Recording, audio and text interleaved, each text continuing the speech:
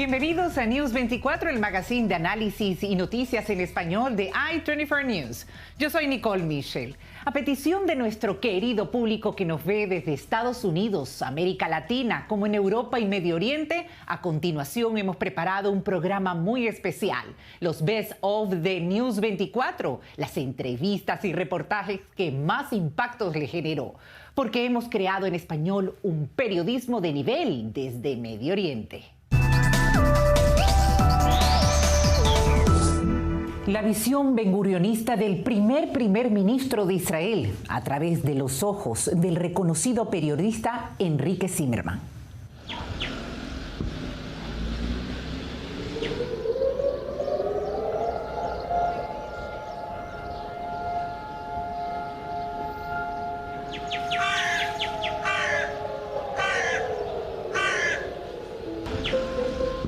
Enrique, acaba de sonar la alarma que cada año nos recuerda en Israel a los 6 millones de judíos que fallecieron. Así es. Estos 6 millones fueron asesinados solamente por ser judíos. Y el 7 de octubre del año pasado pasó algo similar. El mayor número de judíos de la historia desde el principio del sionismo moderno, 142 años.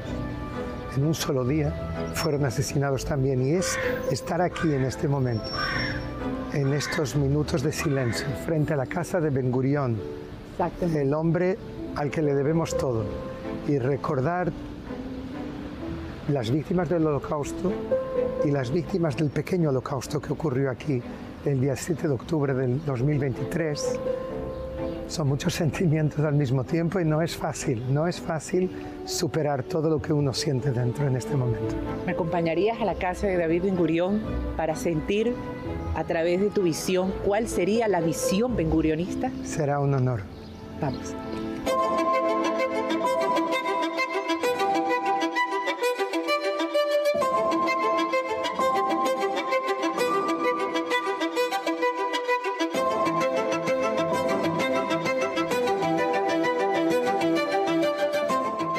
Enrique, estamos en el escritorio de David Ben Gurion. Normalmente está cerrado, pero hoy lo han abierto especial para nosotros.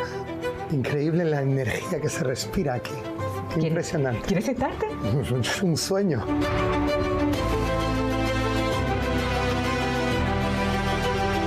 ¿Cómo te sientes en la silla de David Ben Gurion? Fuerte. La verdad que, sabes, Nicole, que yo entrevisté muchos líderes del mundo, pero mi gran sueño sería haber entrevistado a David Ben Gurion, haberle conocido personalmente. Y este momento de estar aquí sentado en su silla, en este rincón que está cerrado todo el tiempo y que nos lo han abierto especialmente, es una energía extraordinaria, es un poco estar con él.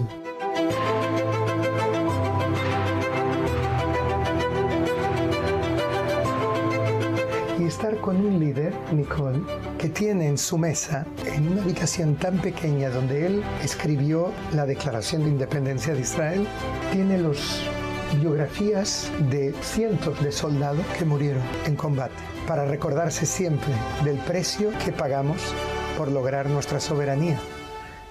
Un líder que tiene algo así es uno de los líderes, quizás el líder más admirable de la historia judía.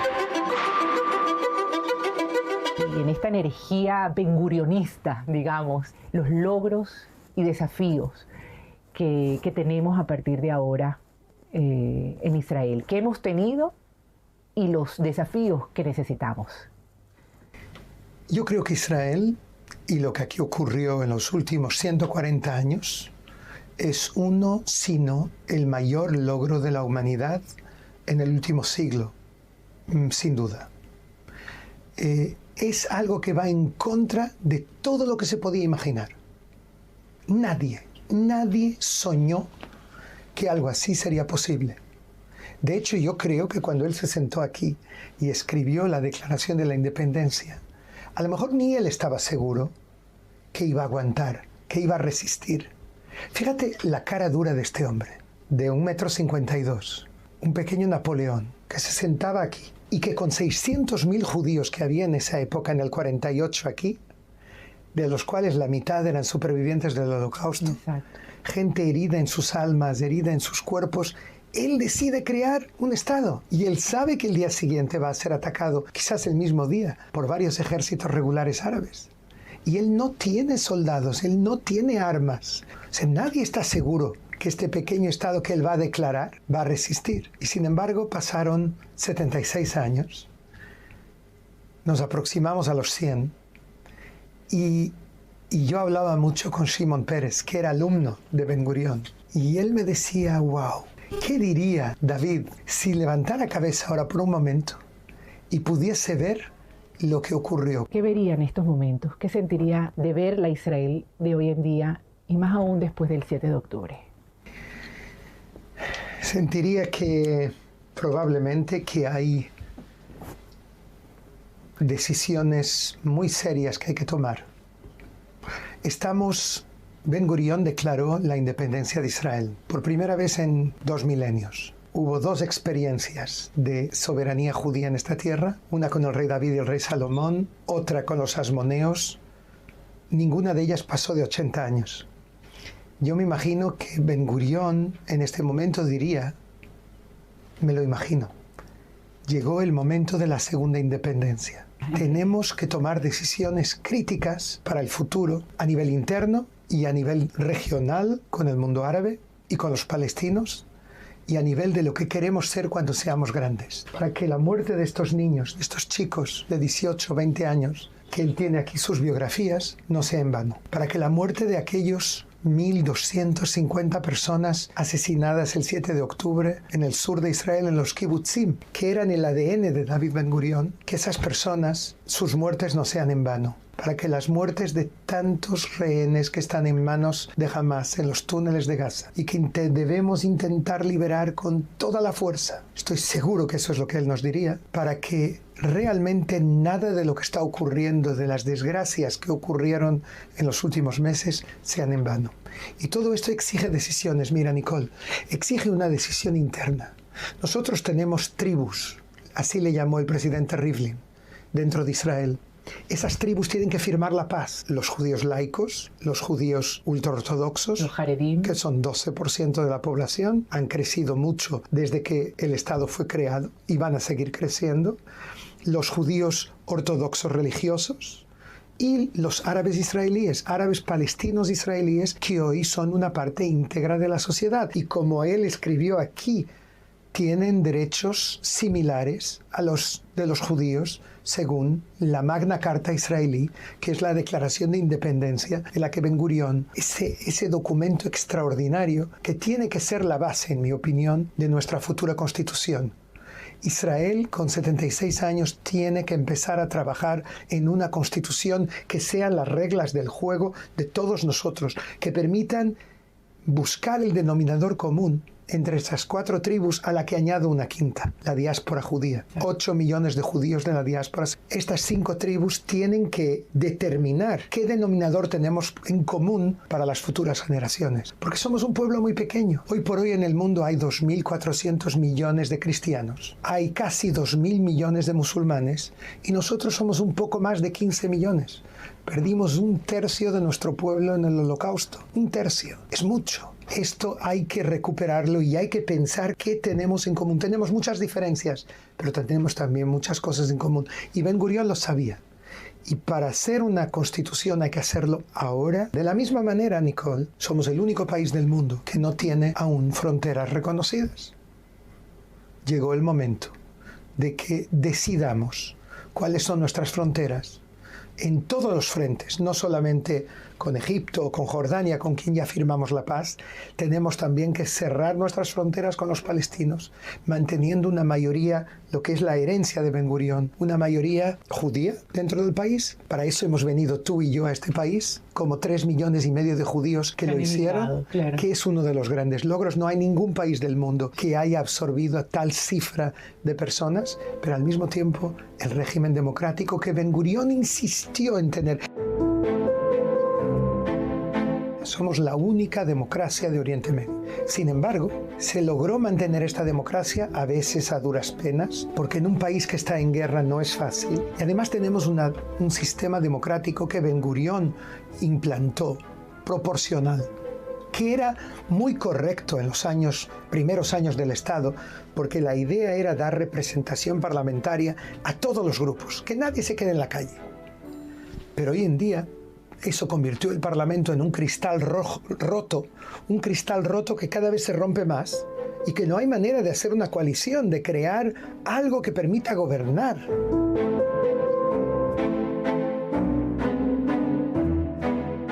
Hoy el gran logro es que Israel tiene las fuerzas militares más poderosas entre Indonesia y Gibraltar. Así me lo dijo el jefe de la inteligencia saudí. Es un hombre que conoce bien, el príncipe Turki el Faisal. Y le creo, es verdad. Israel es el país más fuerte en un radio de 2000 kilómetros. Pero no basta con fuerza militar. Y esto Ben Gurion lo sabía. Las bases de un Estado con un pueblo que tiene una resiliencia, una resistencia. Lo vemos ahora a raíz del 7 de octubre, que yo no encuentro en ningún país de Occidente. Somos a veces bastante insoportables, porque somos un poco bipolares.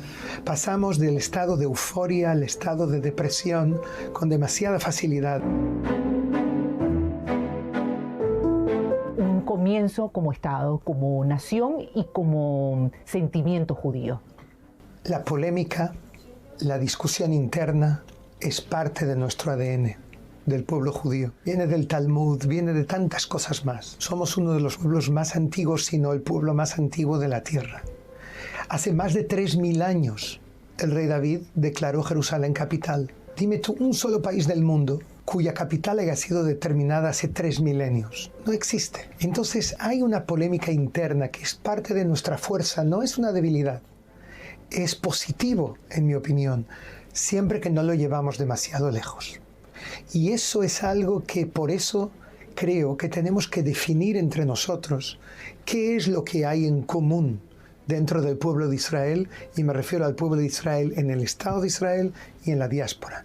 ¿Qué tenemos en común? Y ese común hay que pasarlo a las próximas generaciones. Enrique, tú estás sentado en la silla de Ben Gurion y yo creo que él jamás hubiese pensado las alianzas después de todos los años que se ha hecho en el mundo árabe musulmán con Arabia Saudita. Si Ben Gurion levantara cabeza y viera esta paradoja, que significa que los países árabes que atacaron Israel en el 48 son hoy los aliados potenciales de Israel, y en cambio los países con los que Ben Gurion hizo una alianza, Irán, Turquía, son hoy países rivales de Israel, se quedaría muy sorprendido. Es extraordinariamente importante, Nicole, que logremos la paz con Arabia Saudita, porque eso nos puede abrir parte del mundo árabe y del mundo musulmán, sus puertas, y porque puede ser el final de la guerra de 1300 años entre la civilización judía y la civilización islámica,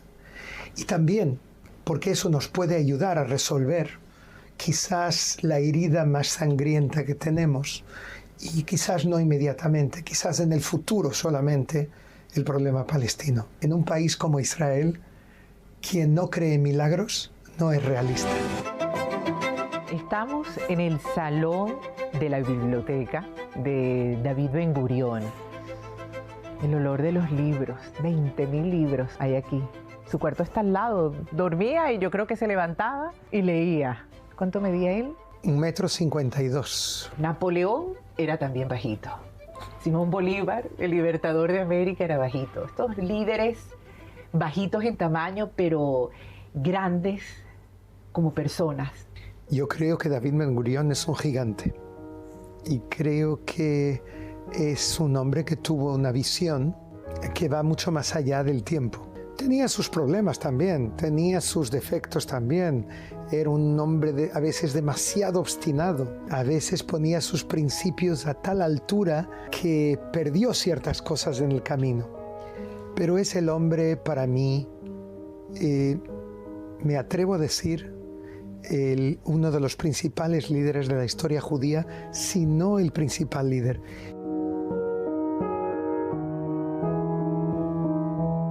Yo creo, Nicole, que sin Ben Gurion probablemente nadie se hubiese atrevido a declarar el Estado. Porque fíjate tú la situación que él tenía en el 48. Él llegó aquí en 1906, tenía 20 años, y llegó en un barco medio destrozado ruso, consiguió llegar a Israel. Llega con sus amigos del grupo Ezra, que hablaban hebreo entre ellos en Plonsk, en Polonia, que estudiaban cómo sería el futuro Estado judío de Israel. Se enfadaron muchísimo cuando Herzl quiso crear el Estado judío en Uganda. Y les dijeron, no, Eretz Israel es nuestra tierra, es nuestra cuna, es allí que el rey David declaró la independencia hace casi 3 milenios, tenemos que volver allí. Y llega aquí y no tienen dónde llevarle, le llevan a algún lugar, a Petah Tikva, y se convierte en uno de los líderes principales del Yishuv, de lo que era la situación pre-Estado. Pero luego imagínate tú, en mayo del 48, la decisión de escribir la Declaración de Independencia, sabiendo que el día 15, sábado, los británicos se van, y el día 14 hay 2 eventos históricos. Uno, la Declaración de Independencia antes de Shabbat, donde se lee la Magna Carta israelí, escrita esos días, rectificada hasta el último momento, y Ben Gurion lo lee y declara la independencia de Israel. Y en otro lugar, Sir Henry Gurney, que era el último Chief Secretary, secretario del mandato británico, convoca una rueda de prensa y dice, no tenemos a quién entregar los poderes porque los judíos y los árabes están enfrentados, así que vamos a dejar la llave debajo de la alfombrita al lado de la puerta.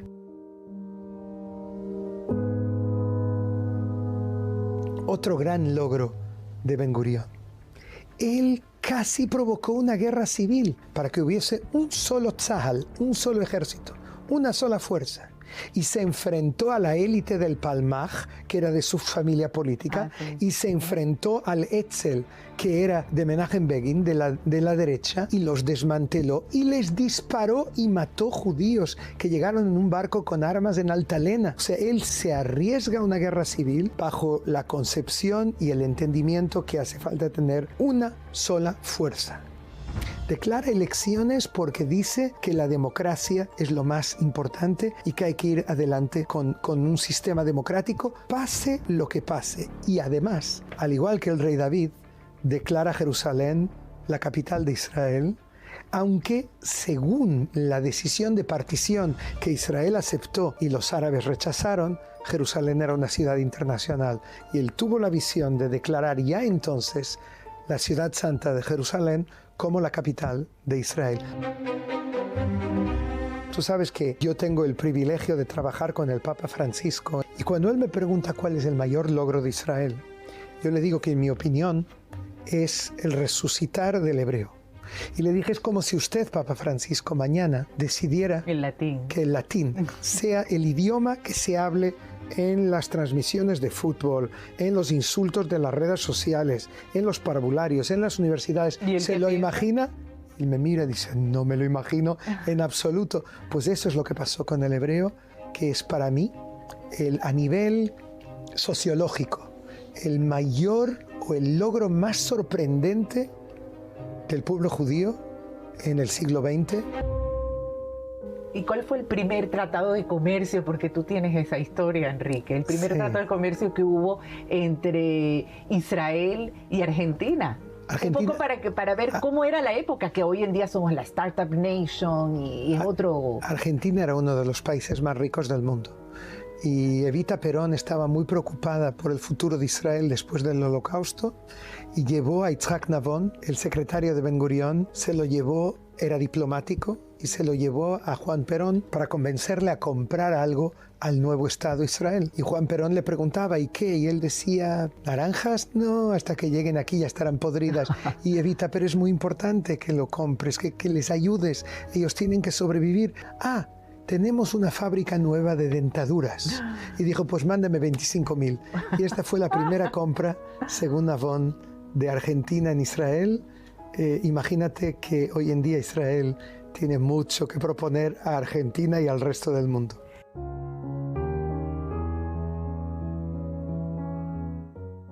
Hoy en día tiene que proponer uno de los, yo creo, de la exportación más importante que tiene este país, que es su Startup Nation.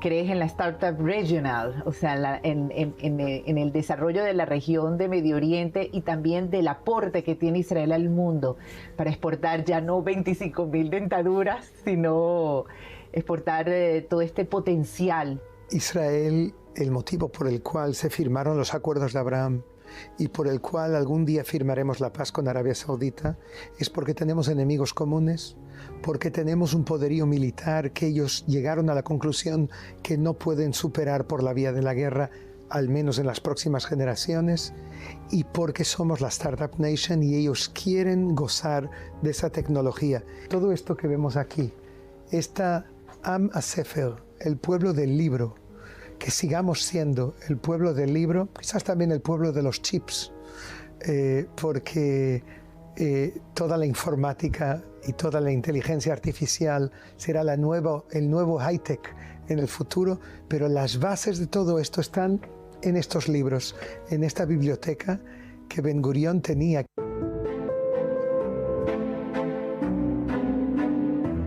En la biblioteca hay todo un sector de libros en español. Él quiso aprender español para poder leer el Quijote en versión original. Increíble. Cervantes se justifica, pero aprendió griego para leer sobre Aristóteles y Platón. Él hablaba 11 idiomas. 20 capítulos sobre periodismo. Oye. Obsequio del Ministerio de Cultura del Salvador. ¿Del Salvador? Un libro de 1961, Filosofía y Poesía del Lenguaje, publicado en Brasil. A ver. A su excelencia David Ben Gurion, primer ministro del Estado de Israel, homenaje, José Francisco, ¿qué dice aquí? Euco. Encao. De Río de Janeiro. Marzo 61, Brasil. Y le enviaron es este, José Arraez de Alencar.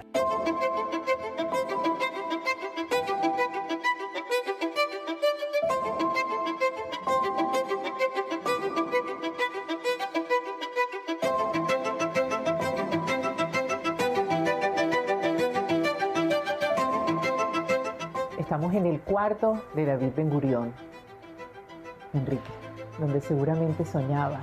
Era él, el ser humano, que somos cualquiera de nosotros. Todos soñamos. Y él soñó con un Israel. Mira esto. Sí. Esta era la cama. Este era el colchón de David Ben Gurion. El colchón de David Ben Gurion. O sea, el padre de este país. Esto se llama, en Israel, sí, Mitat Sochnut, una cama de la Sochnut, de la agencia judía. Y Ben Gurion, por elección, vivía así. Tenía un armario más o menos de su altura, 1,52 m. Tenía un libro, una Biblia aquí, un Tanaj, y tenía una radio que le conectaba con el mundo. Pero con tan poco lo que se puede hacer en la vida, Enrique. Él vivía auténticamente como de una forma espartana. Lo importante para él no eran las condiciones y la opulencia, sino que eran los libros.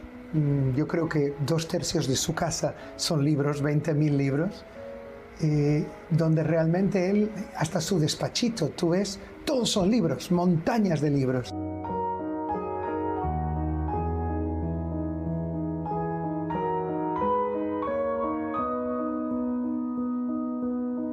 Su esposa dormía abajo, Pola. Ella lo dejaba a él porque él estaba concentrado en ese mundo que era él, tan particular. Él estuvo con Pola 50 años. Sí.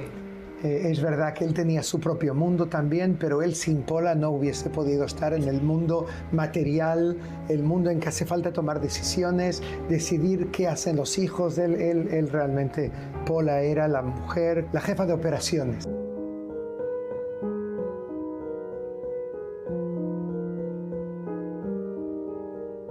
Un hombre con anécdotas maravillosas. Hay una que tú sabes, que a mí me encanta. La de Kennedy, por favor, cuéntanos. En 1961, John F. Kennedy ganó las elecciones. aparentemente en parte gracias al apoyo del voto judío en Estados Unidos. Y Ben Gurion fue a ver a Kennedy junto con Shimon Peres y estaban los tres en el ascensor del Hotel Waldorf Astoria en Nueva York. Ahora, imagínate la diferencia de alturas. ¿Cuánto medía Kennedy? 1,85 y Ben Gurion medía 1,52. Nuestro Napoleón, nuestro pequeño gran hombre. Exacto. Y le dice Kennedy a Ben Gurion, primer ministro, le quiero agradecer porque gracias al apoyo de la comunidad judía yo gané las elecciones. Dígame qué puedo hacer por ustedes. Y Ben Gurion le mira hacia arriba y le dice, con mucho gusto, sea usted un gran presidente de los Estados Unidos de América. Podemos seguir soñando, Enrique. Siempre. Sí. ¿Y los sueños se hacen realidad? Eso es algo que yo, no todos, pero si dejamos de soñar, renunciamos a ello. Mi madre decía siempre, que en paz descanse, el no ya lo tienes. ¿Cómo se llamaba tu mamá? Cota Benarroz. Y me decía siempre, sigue soñando, sigue poniéndote objetivos, que algunos de ellos los vas a lograr. Yo creo que eso es verdad para el Estado de Israel. Y creo que es verdad para esta generación de soñadores, como el hombre que dormía en esta cama, Ben Gurion, y también como su principal estudiante, que veía en él un mentor, Shimon Peres, que fue un poco su continuación años después.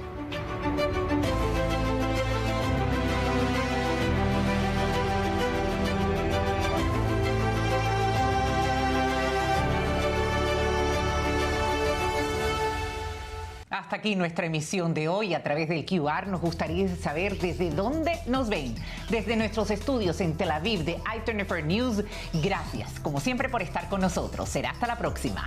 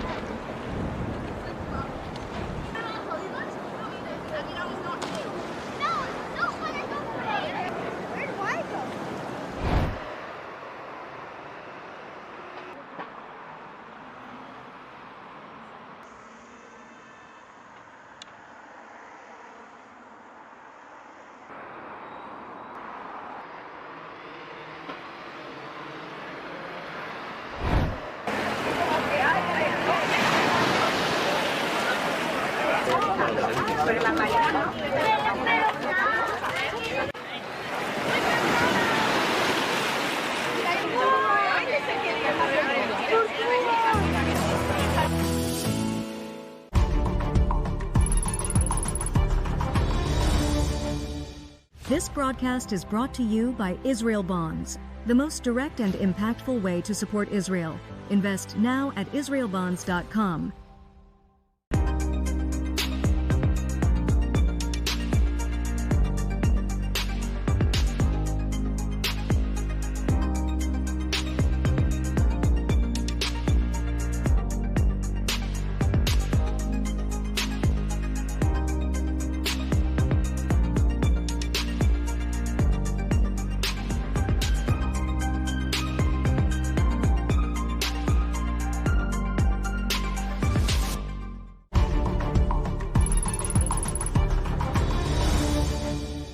This broadcast is brought to you by Israel Bonds, the most direct and impactful way to support Israel. Invest now at israelbonds.com.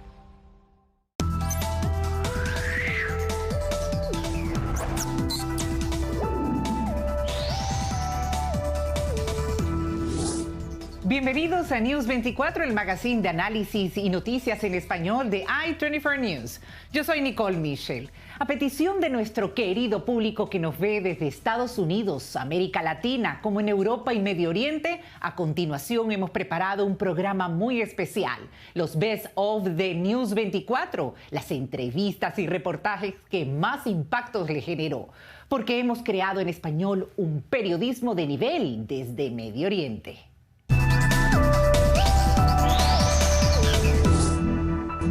La lucha contra el antisemitismo es fundamental. En una entrevista exclusiva para i24 News, el comisionario Fernando Lottenberg de la Organización de Estados Americanos dejó clara la postura de la organización hacia el mundo judío.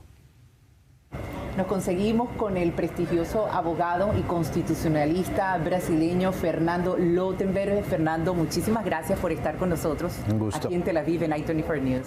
Un gusto y realmente un placer poder estar con vosotros. Muchísimas gracias.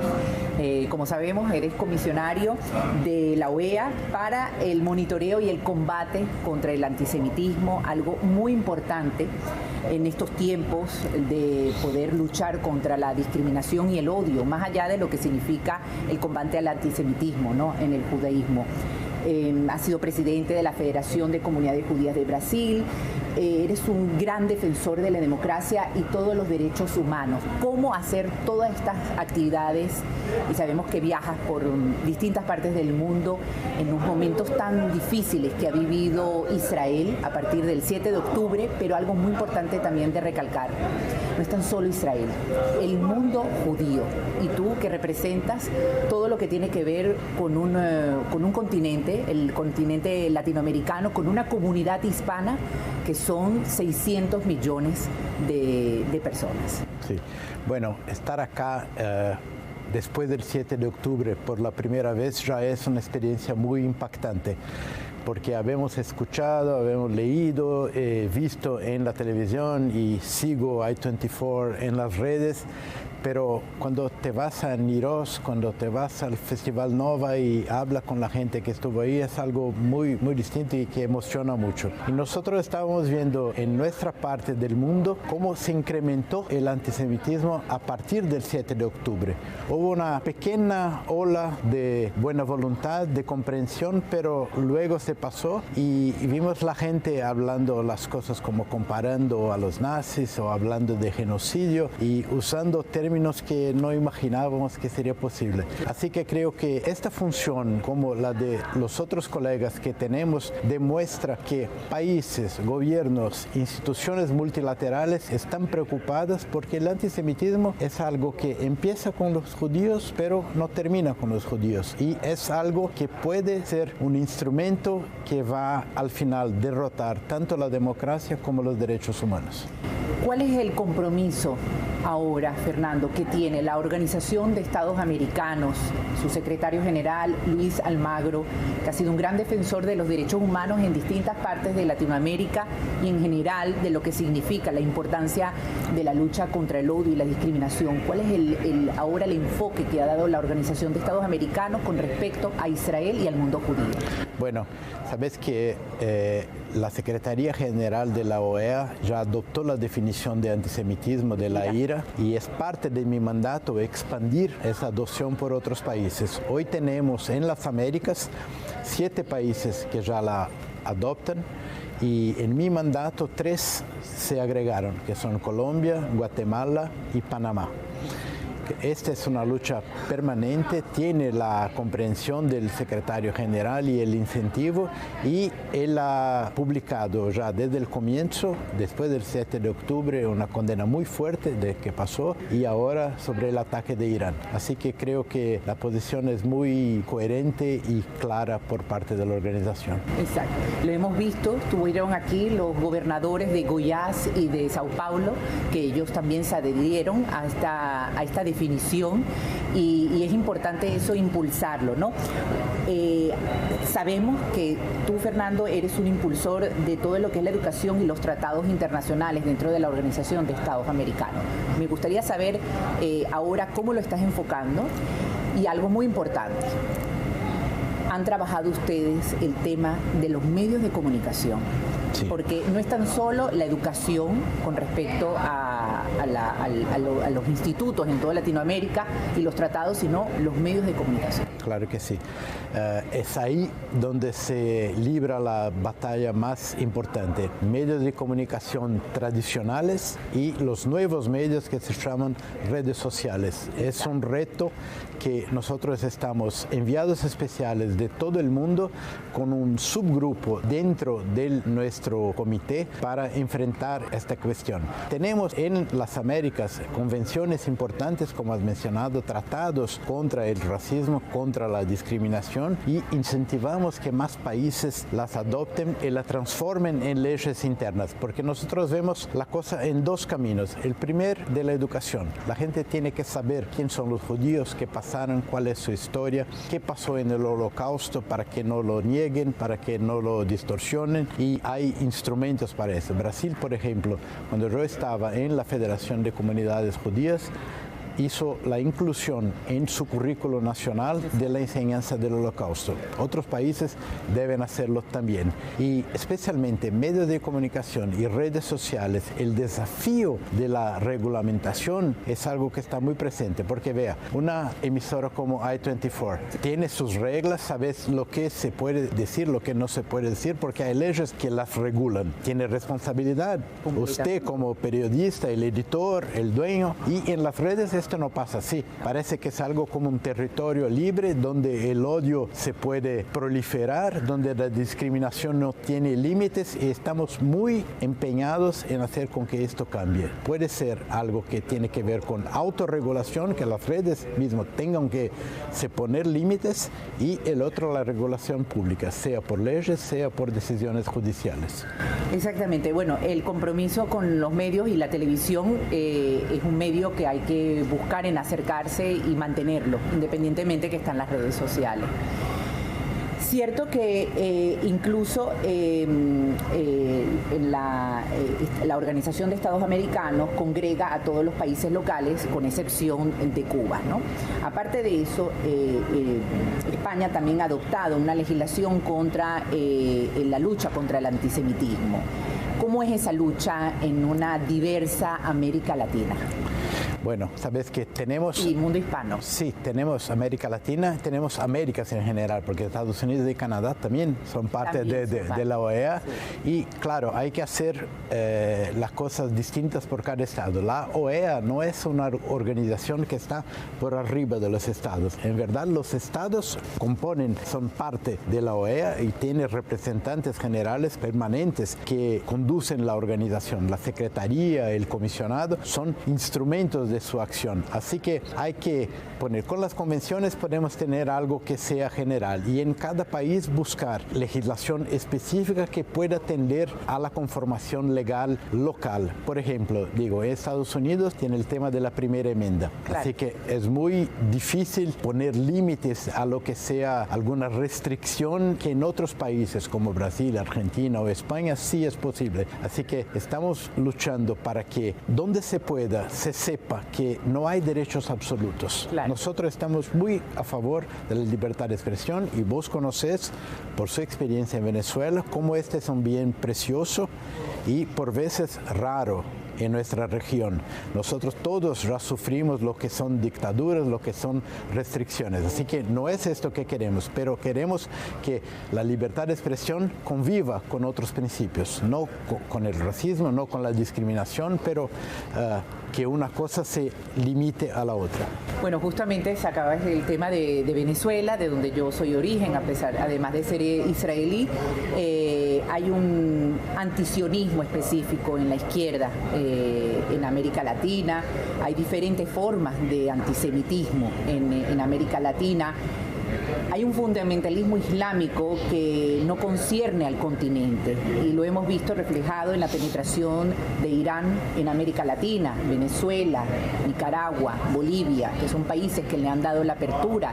Por supuesto, eso preocupa a la región, preocupa a Estados Unidos, Canadá.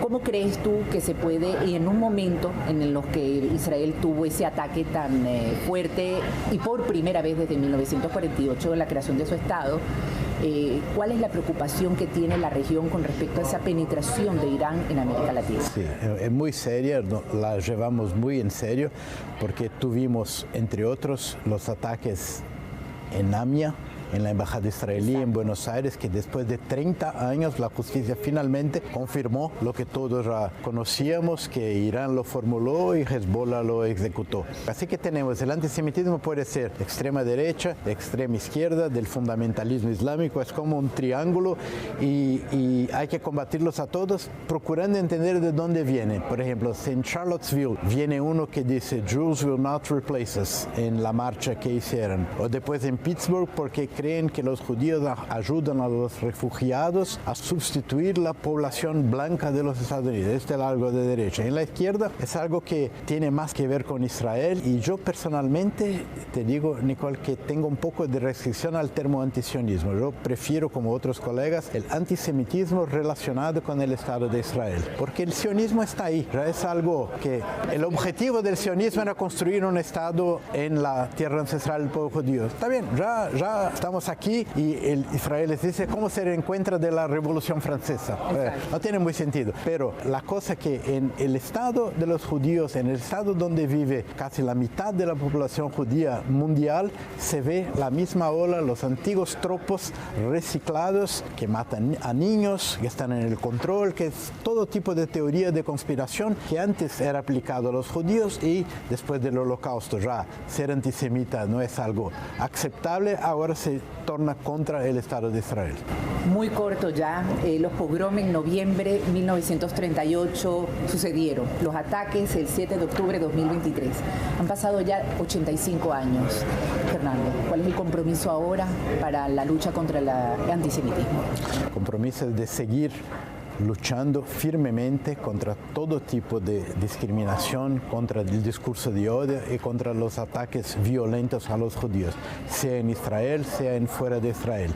El antisemitismo, como yo he dicho antes, es algo que se manifiesta contra los judíos, pero tiene como algo la convivencia democrática. Es algo, una teoría de la conspiración que imagina que hay gente que está en el control, que tiene más poder que los otros, que tiene más recursos que los otros y no puede ser así. Tenemos que estar juntos. La mejor manera de defender a las minorías es defender la democracia, es defender a los derechos humanos y para eso estamos.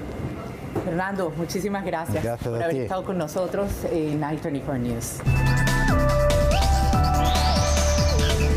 Beit el-Farasha es un lugar de encuentro gastronómico en la ciudad de Aco, donde judías y musulmanas comparten y la magia de la coexistencia tiene sabores orientales.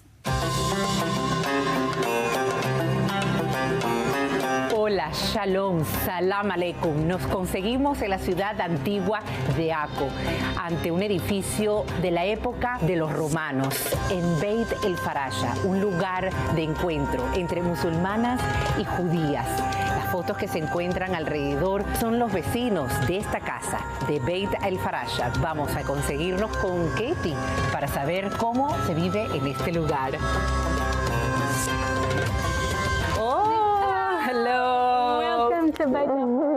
Thank you, gracias. Vamos a pasar, acompáñenme. Cuéntame, ¿por qué has creado Beit el-Farasha? ¿Cuál es el concepto? ¿Cómo ha sido el inicio de este maravilloso proyecto?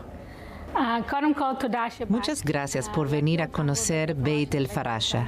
Creemos que mucha gente que viene a Aco a pasar unos días y van a hoteles o restaurantes se pierden la oportunidad de poder encontrarse con la gente del lugar. Para que puedan conocernos, abrimos una cocina en Beit el-Farasha, que en árabe quiere decir la cocina de la mariposa. Y queremos que la gente que se allegue a esta casa tenga una experiencia conjunta para conocerse, que todos somos iguales, que tan solo hay que conocer mejor uno al otro. Este es el espacio ideal para que eso ocurra.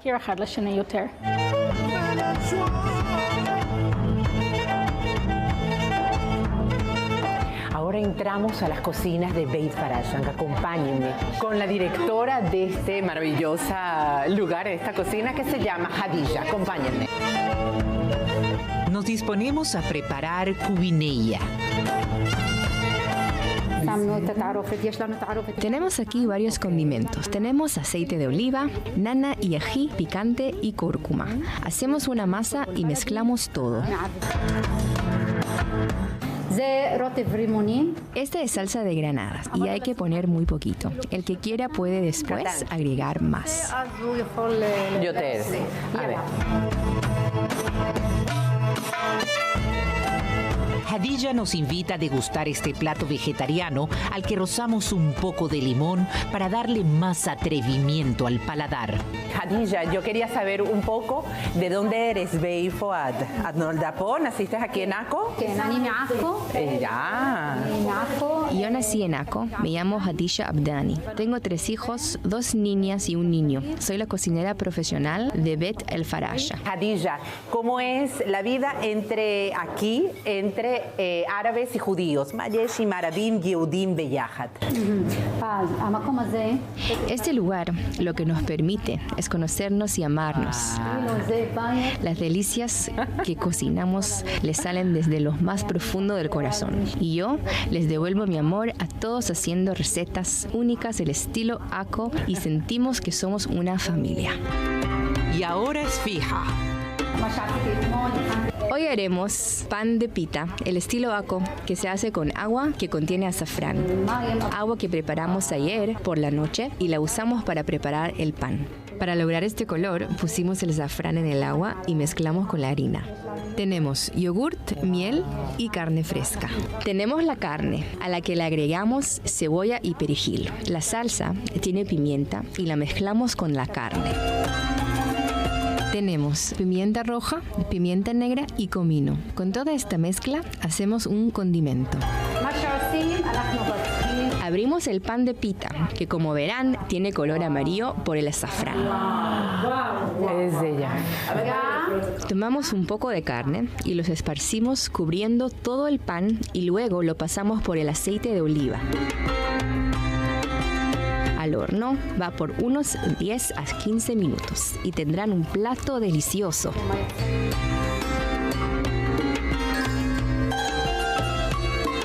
Anat, ¿qué? Tu familia es de Bulgaria. Abba, tu papá. El papá de Anat es de Bulgaria, o sea, son sefaradí. Español, habla español, ladino, ¿no? Ladino. Ay, qué maravilla, qué bonito. ¡Wow! Tiene 82 años su papá. Oh, ¡qué belleza! ¡Qué belleza! ¡Qué belleza! Pincelamos en aceite de oliva las esfillas para llevarlas al horno. Bien. Muy bien. 10 minutos. La cocina es un lugar universal.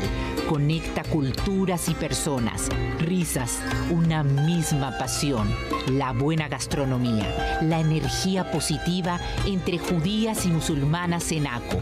Anat, la israelí, me confesó. Me encanta latinos. ¡Latinos!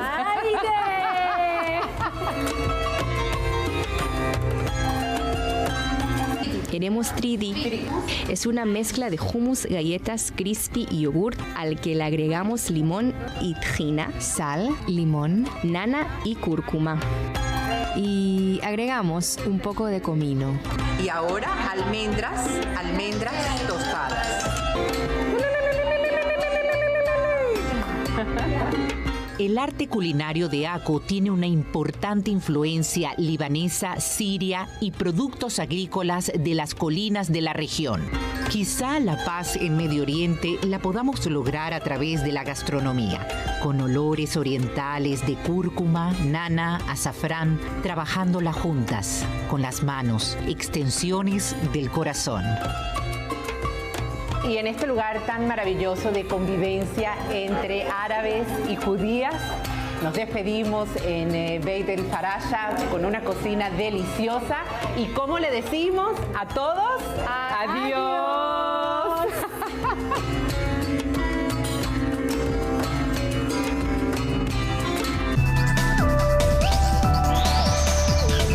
i24 News estuvo presente en la visita realizada por los gobernadores brasileños de Sao Paulo y Goiás. En la ciudad de Ranana, a unos 15 kilómetros de Tel Aviv, se reunieron con la comunidad brasileña en Israel. Veamos el siguiente reportaje. En la ciudad de Ranana, a 15 kilómetros de Tel Aviv, en su teatro municipal Yad Levanim, la comunidad brasileña, junto a los anfitriones de la ciudad, el alcalde Chaim Broide y el filántropo brasileño-israelí Moti Sonnenfeld, recibieron a los gobernadores de Sao Paulo, Tarcisio de Freitas, y de Goiás, Ronaldo Callado, quienes han visitado Israel con la organización de Conexión Israel, un viaje de encuentro con la tragedia vivida en tierras hebreas. Cada uno de los importantes presentes nos dieron sus impresiones que conecta Israel y Brasil. ברעננה יש את הקהילה הכי גדולה של עולים מברזיל, וכאשר אני כראש העיר מקבל כאן שני מושלים שתומכים בישראל, אנחנו עושים את הכל לחבק אותם ולהגיד להם תודה. אנחנו זקוקים לתמיכה הזאת היום כשהאנטישמיות בעולם עולה. A visita de dois governadores dos dois estados mais pujantes da nossa nação aqui em Israel alivia para nós, como brasileiros, a fala malfadada do presidente da nossa república que não representou a nação na sua fala. Eu acho fundamental o apoio desses políticos. Eles vieram aqui de coração, eles vieram aqui mostrando carinho pelo povo de Israel, eles vieram aqui para ver a verdade. Na verdade, esses dois governadores vieram ver de perto qual é de verdade o estado do povo de Israel, o que ele de verdade faz. Eles vêm trazer um pouco de luz no meio de muita escuridão. Então eles visitaram todos os kibbutzim lá do sul do país, onde lá houve os ataques terroristas do Hamas, desses desumanos. E eu acho que a visita deles para cá pode trazer um pouco de luz para o mundo inteiro. Em primeiro lugar para o Brasil, que tem muitas informações, desinformações, coisas erradas que falam lá em relação ao nosso país, ao nosso povo, o povo de Israel.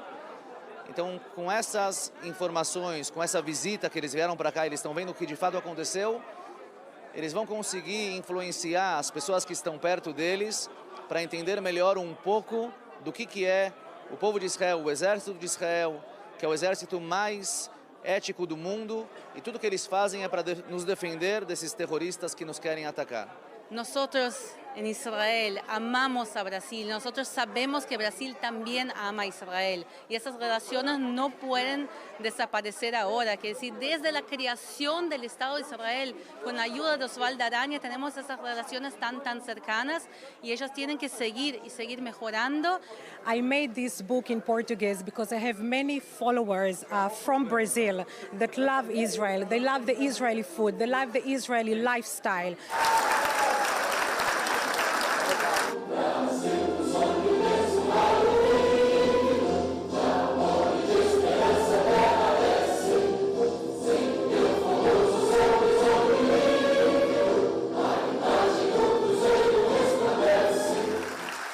El himno de Brasil, compuesto por Francisco Manuel da Silva, el aplauso, la guitarra, el discurso y las emociones.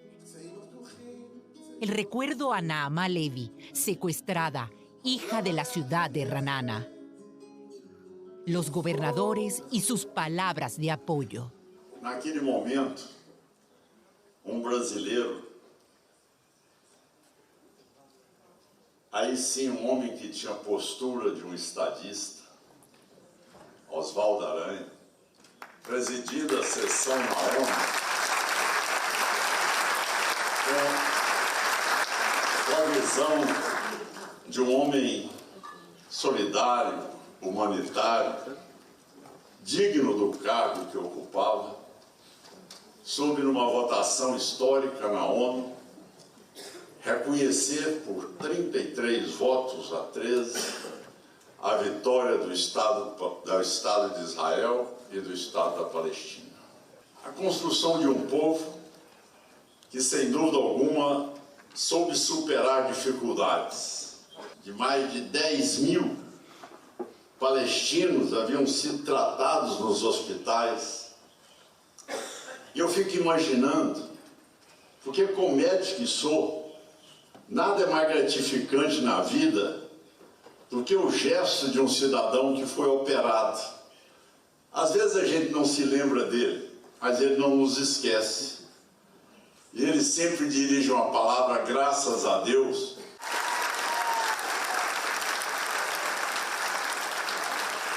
Nós temos que dar suporte para vocês. Nem que seja, às vezes, a simples palavra. Estamos juntos, estamos aqui, não vamos deixar vocês sozinhos. E a gente fica pensando, meu Deus, por que tanta perseguição? Imagine que o povo que foi escravo no Egito, que sofreu com babilônicos, que sofreu na mão dos romanos, que sofreu os horrores do Holocausto, e a gente imagina que nada de ruim vai acontecer depois de uma tragédia tão violenta, de algo tão agressivo. Esse povo é barbaramente atacado no dia 7 de outubro. E por quê? Por que razão? Se enganam quem pensa que aquela turma, aqueles terroristas do Hamas, querem um Estado palestino. Não querem.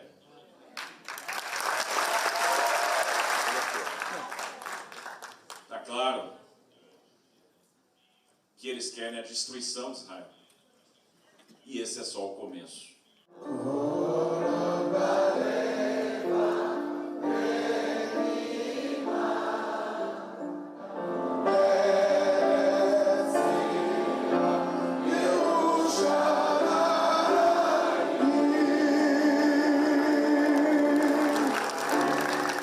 Obrigado, gobernadores. Hasta aquí nuestro programa de hoy. A través del QR nos gustaría saber desde dónde nos ven. Acabamos de lanzar nuestro canal de YouTube. Asegúrate de suscribirte para tener contenido exclusivo desde Israel en español. En nuestros estudios en Tel Aviv de i24 News me despido. Gracias por estar con nosotros. Hasta la próxima.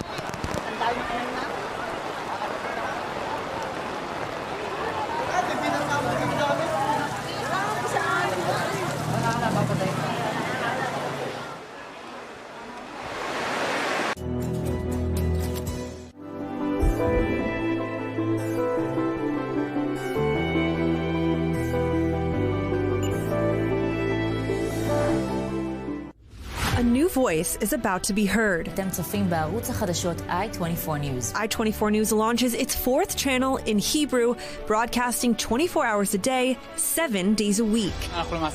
ותיעדו את הטבח. i24 News in Hebrew brings its international success for the past 10 years to Israel. Real-time news, sharp analyses, and passionate debates on the burning issues shaping Israeli society and the entire Middle East. And for you, English-speaking viewers, i24 News offers a unique, immersive experience. Every day until 11 a.m. EST, Hebrew programs will be broadcast live with English subtitles. And from 11 a.m. EST, back to your favorite shows in English. More than ever, the heart of a new Middle East beats on i24 News.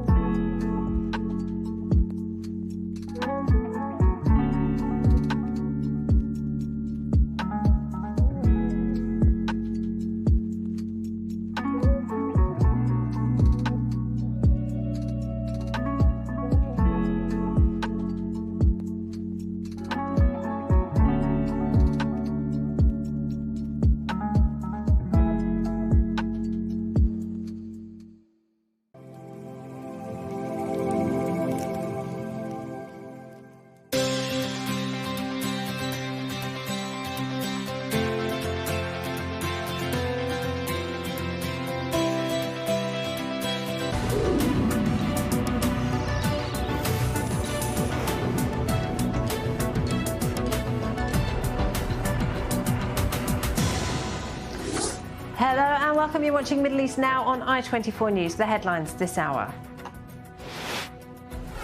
Israel's Prime Minister Benjamin Netanyahu set to meet with US President Joe Biden and Vice President Kamala Harris in Washington. He will be kingmaker, but never the king. Palestinians react to reports that Mohammed Dahlan is favoured to take over in Gaza.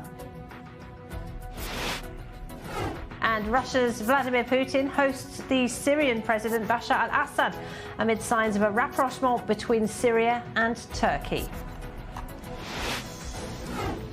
But first, Israel's Prime Minister Benjamin Netanyahu is meeting both US President Joe Biden and his Vice President Kamala Harris at the White House tonight. Harris is also now the Democratic Party's presumptive nominee. The meeting follows Netanyahu's speech to Congress last night, in which he asserted that the enemies of Israel and the enemies of the United States were one and the same. Our Bianca Zanini has this report. America and Israel must stand together because when we stand together, something very simple happens. We win, they lose. And my friends, I came to assure you today of one thing: we will win. Israeli Prime Minister Benjamin Netanyahu gave a fiery speech at the U.S. Congress Wednesday evening. A record fourth speech by a foreign leader to a joint Congress, receiving a 1-minute standing ovation before even uttering a word, and then at least another 50 rounds of applause throughout the speech. Netanyahu spoke of the horrors of October 7th and praised the hostages who were safely returned home and the Israeli soldiers fighting against Hamas terrorists. He spoke of unity between America and Israel and the need to forge a security alliance in the Middle East to counter Iran. Iran is virtually behind all the terrorism, all the turmoil, all the chaos, all the killing. My friends, if you remember one thing from the speech, remember this: our enemies are your enemies. Our fight is your fight. And our victory will be your victory. Netanyahu thanked America for its support and asked to fast-track military aid so Israel can finish its job faster. But despite the applause, Netanyahu's visit was marred by controversy. Outside the capital, thousands took to the streets to protest. I want to be part of a historic movement to stop the genocide, stop the ethnic cleansing of Palestine, to show solidarity. Some protests even turning violent, with police using pepper spray. One pro-Palestinian demonstrator spray-painted a message in support of Hamas. Well, I have a message for these protesters. When the tyrants of Tehran, who hang gays from cranes and murder women for not covering their hair, are praising, promoting, and funding you, you have officially become Iran's useful idiots. Netanyahu dismissed criticism of the war in Gaza, claiming that almost no civilians were killed in the latest operation in Rafah, but didn't mention the overall number of almost 40,000 people killed in Gaza since the war began. Although Netanyahu spoke to a crowd of allies and supporters, it wasn't a full house. Around 70 members of Congress, almost all of them Democrats, decided to boycott the speech. Others, like Democratic Representative Rashida Tlaib, held a sign with the words "war criminal." 3 family members of hostages held in Gaza were escorted out while wearing T-shirts written "Seal the deal," referring to the ceasefire for hostages deal currently being negotiated between Israel and Hamas. A deal many had hoped Netanyahu would address. Israel does not seek to resettle Gaza. But for the foreseeable future, we must retain overriding security control there to prevent the resurgence of terror, to ensure that Gaza never again poses a threat to Israel. The immediate response from Hamas was that, quote, the speech shows Netanyahu does not want to conclude the ceasefire deal. Well, in a few moments, we'll head to Washington, D.C. To talk a bit more about Prime Minister Netanyahu's meeting tonight with President Biden and Vice President Harris. But with me in the studio this hour, Eran Lahav is a senior researcher for global terrorism and Iran proxy organisations at the IDSF. Good to have you with us, Eran. Thank you for joining us. So the speech last night did focus very much on Iran and the threat that Iran poses, not just to Israel, but other countries around the world. Do you think Prime Minister Netanyahu did enough to win over some sceptical senators there? I think, yeah, indeed. I think Prime Minister Netanyahu, what he did, he managed to convey a direct message that Israel and other Western countries are on the same boat as it comes to the threat from Iran's side. And we need to understand when Iran threats Israel, it affects the rest of the world. And Israel in Iran's strategy is just the first phase. Okay, all right, Arad, for now, stay with us. We're going to go to Washington, D.C. now. We're joined by our senior U.S. correspondent, Mike Wagenheim. So, Mike, Benjamin Netanyahu finally got that invitation to the White House, didn't he? Although not quite under the circumstances he expected, perhaps. No, if you'll recall, it seems like ancient history now. Prior to October 7th, there was a countdown of how long it was until the Prime Minister would receive the coveted invitation here to the Oval Office. It had been so long into the Biden tenure here in the White House, and Netanyahu didn't receive the invitation. They met on the sidelines of the UN General Assembly in New York a few weeks prior to October 7th. It was almost seen as a setback to Prime Minister Netanyahu that he just couldn't get into the Oval Office once again. Well, here he is in a post-October 7th world. He's isolated diplomatically, politically. Obviously, you've seen the polls over the last few months, and they haven't gotten much better in time. That's on the Israeli side. On the American side, well, obviously things have taken a turn here in Washington over the last few days. Joe Biden is now a lame duck. But on the flip side of that, well, it means he doesn't have to worry about electoral concerns much anymore. And generally speaking, when Prime Minister Netanyahu has departed Washington and flown back to Jerusalem, there are always those leaks to the media saying, well, we told the American president what's what and who's who. I'm not sure if the prime minister's really in a position to do that this time around. There'll be talk about Iran, of course, as there any time is when there's a meeting between Israeli and American leadership, no matter what the level is. Obviously, though, a big focus will be on finally securing a hostage deal and a ceasefire. A senior Biden administration official speaking to reporters after Netanyahu's speech yesterday said the essential framework of a deal is in place, but the devil is always in the details, and the implementation of phase 1, phase 2, and so forth still needs to be worked through. Asked whether Netanyahu is the one holding up a deal, the administration official said that's not under consideration right now. The Israelis have, quote unquote, put a lot on the table in terms of concessions, and a deal is closable, in the words of that official. And Netanyahu will, of course, also be meeting with Vice President and Democratic presumptive nominee Kamala Harris. She's given, or her office has given, a few clues just as to how that meeting might go later, Mike.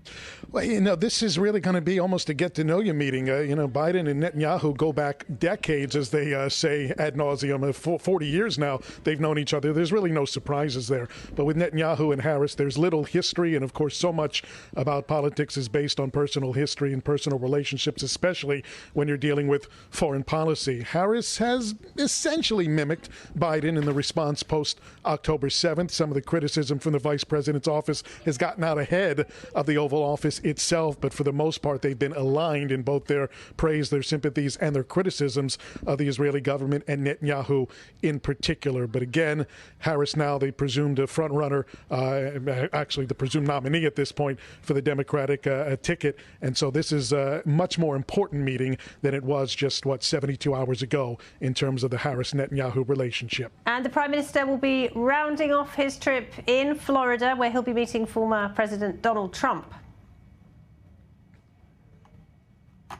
Yeah, that should be interesting in Mar-a-Lago tomorrow morning. Netanyahu and Trump obviously had what some would term a bromance throughout the course of the Trump White House. It faltered in the end, as many romances do, with some harsh words being sent across the way by Donald Trump in the aftermath of Netanyahu's belated congratulations to President Biden for winning the election. There are also some other tensions that were released afterward in terms of some events that occurred in the later days of the Trump administration. Both Trump and Netanyahu, according to those in the know and who have kept in touch with both of them, say the past is the past. They can have a fruitful relationship once again should Trump come back to the White House in January. Mike, thank you very much indeed. Mike Wagenheim there in Washington. Well, Israel's foreign minister says that he has warned his French counterpart of an Iranian-linked plan to disrupt the Olympic Games. The alleged plot comes on the back of heightened security surrounding the Israeli delegation, given tensions stemming from the war with Hamas. With more, our correspondent Robert Swift. There are those who seek to undermine the celebratory nature of this joyous event. Israel's Foreign Minister, Israel Katz, wrote to his French counterpart, warning of an alleged Iranian-backed plot to target Israeli Olympians. According to Israeli intelligence assessments, Iranian proxies may target Israeli Olympians or tourists during the Games in France. After October 7, it is a bit terrifying that something similar like what happened there could happen here. But life doesn't just stop, we go on. Israel's foreign ministry has not declassified and published any intelligence to back up its claim, as the US has on occasion begun doing to reinforce its positions. Meanwhile, Israel's soccer team kicked off their opening match against Mali, drawing 0-0. I don't like football at all. I'm just coming here to support Israeli team, just for that. Like the rest of Israel's delegation, the Olympic soccer team is operating in France under heavy security, provided by French authorities and the Shin Bet.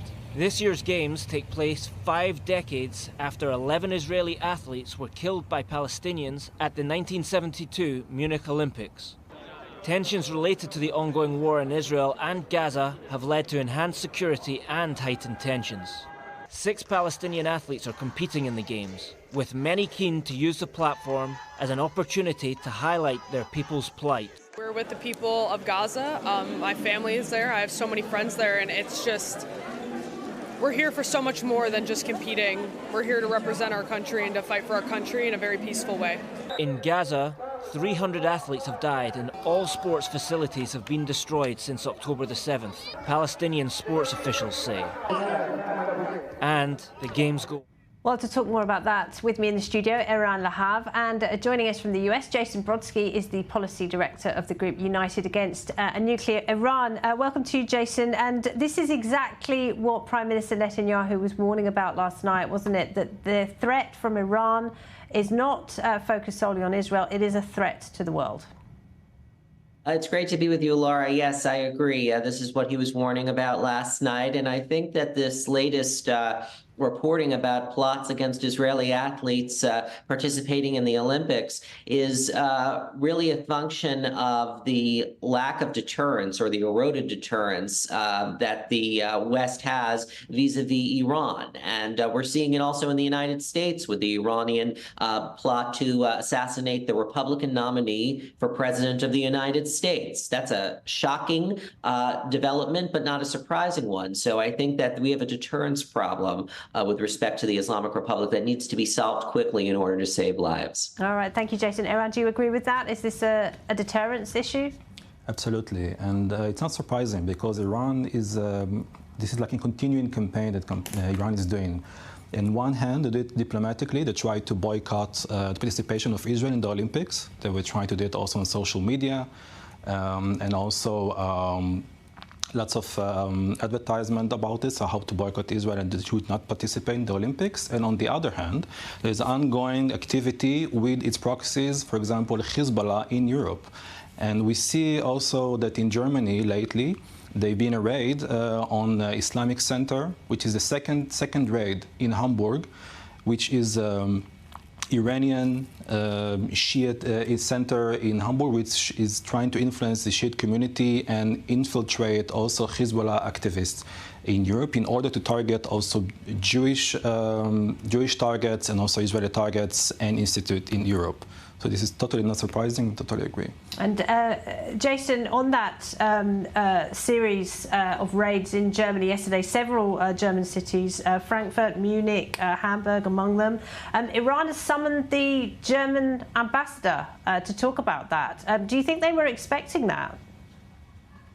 I think that the Iranians have long been suspecting German activity to increase against the Islamic Center of Hamburg. My organization, United Against Nuclear Iran, was very proud to have provided information to the German authorities, specifically the German Interior Ministry, about radicalization happening in the Islamic Center of Hamburg, particularly with partnerships with Hezbollah-linked entities like the University of Religions and Denominations. Let's not forget the Islamic Islamic Center of Hamburg hosted Ali Reza Arafi, who's a member of the Guardian Council in the Islamic Republic and the former the chairman of the Al Mustafa International University, which is under counterterrorism sanctions in the United States for its recruitment of students to be used for Quds Force intelligence purposes. So this is a very serious security concern. And by the way, we should be hopefully seeing the same scenes that occurred in Germany yesterday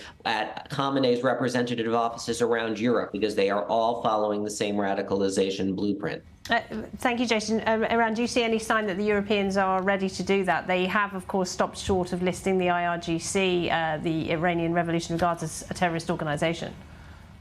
Yeah, indeed. I think not all European countries are actually aware of it, or at least do not really understand also what the terms about a jihad war against, or jihad warfare, I would say. I would also want to add that this specifically center in Hamburg, the imam of this center is in contact with Ali Sistani, which is the main cleric of the Shiite community in Iraq, and also related to a very dangerous terrorist organization in Iraq, which is also pro-Iranian. It's called Hashad al-Sha'bi, and we can see how it's related to Iran. I don't know if every European country is really aware of this. Germany is doing some significant acts in the last years, but I think the Western world is not totally awake. Okay, all right, thank you, Aaron. Jason, I just want to bring it back to the US before you go. I mean, Netanyahu made the point about the protesters that we've seen on American streets in recent months. He said they were Iran's useful idiots, and almost as if they were trying to prove his point, we saw horrific scenes of people burning American flags on the streets of the Capitol. Laura, I was reminded of some of the scenes occurring in Washington, D.C., where I live. It looked like it was happening in Tehran during Quds Day marches over there. And I would point to you to a leaked document that surfaced a few months ago from the Islamic Revolutionary Guard Corps Intelligence Organization's head, ordering the IRGC's intelligence organization to provide resources and all assistance that's necessary to some of these protests in the West. And so the Islamic Republic has long eyed this movement that's happening in the West as fertile ground for infiltration and influence operations. The Director of National Intelligence disclosed that the Islamic Republic has started paying some of these protesters. And so this is a very serious concern, but we need to hear more from the U.S. government as to not only it monitoring these developments, but what is it going to do about it to thwart this kind of interference in our democracy. Jason, thank you very much. Jason Brodsky there at United Against a Nuclear Iran. Now, the IDF has revealed details about the operation to recover the bodies of 5 Israeli hostages from Gaza. They were found in a tunnel in the central city of Khan Yunis. Here's the IDF spokesman, Daniel Hagari, speaking just a short while ago. The Hamas terror organization abducted our hostages into their tunnels, 20 meters below the city of Khan Yunis. This was underneath an area that was previously designated as a humanitarian area by the IDF, an area for Gazan civilians to move away from the battlefield and receive humanitarian aid and shelter. Hamas exploited the humanitarian area and used it to hold our hostage captive. Well, with more on that now, here's our Middle East correspondent, Ariel Osseran. A final farewell prayer for 5 slain hostages.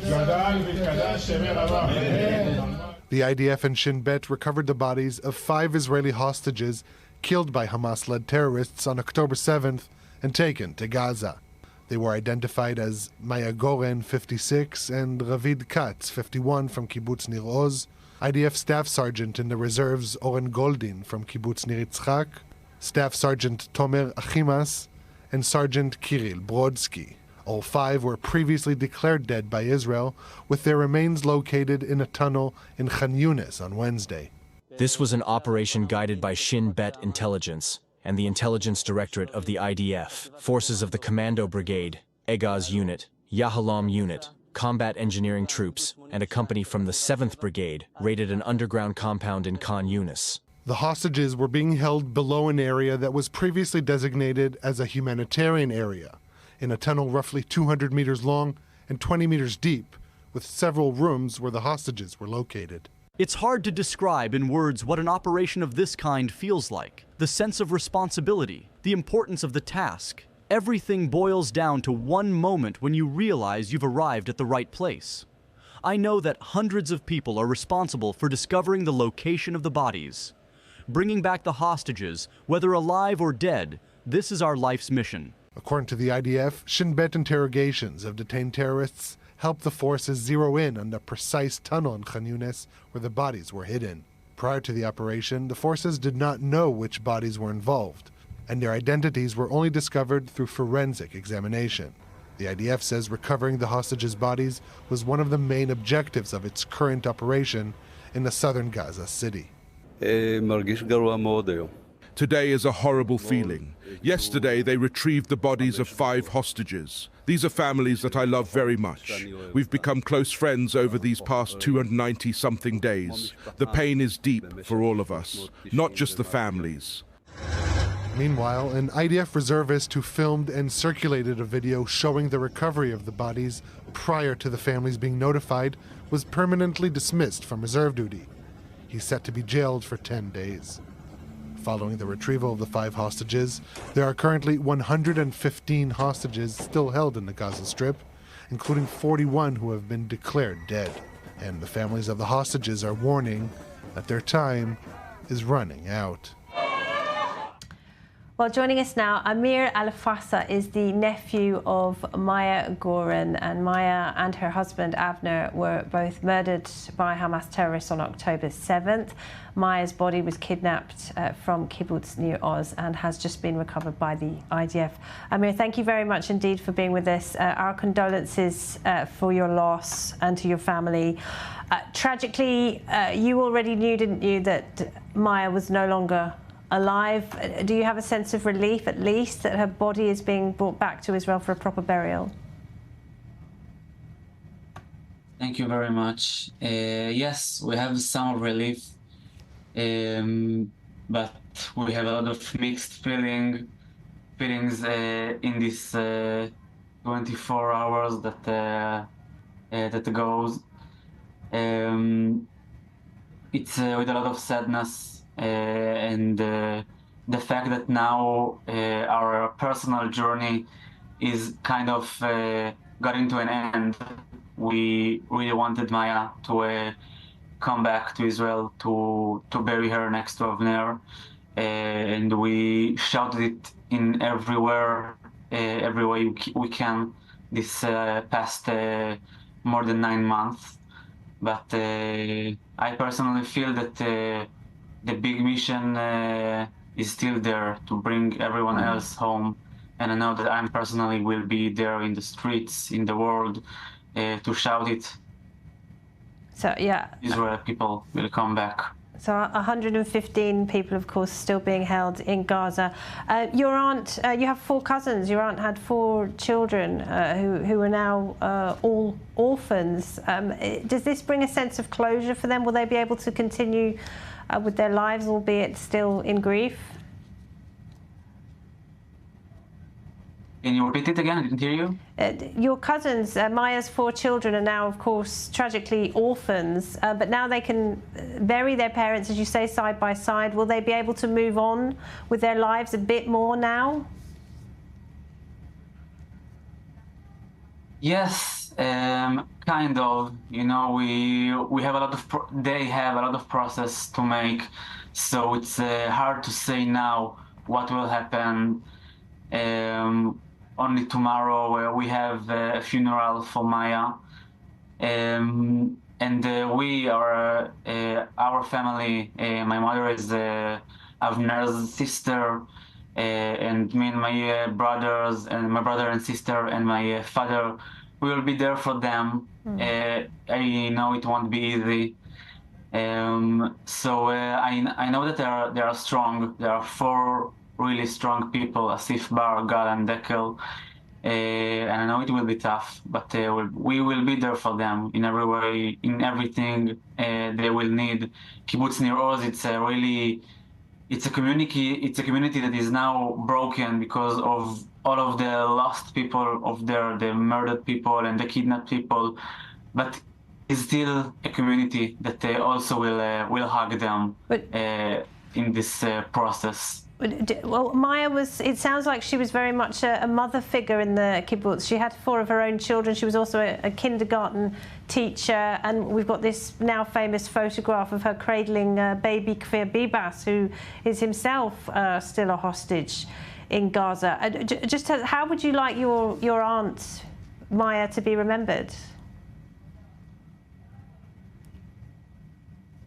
Maya, like you said, she was a mom, and she cared a lot of the people around her, the family, the babies she took care of, the parents of them.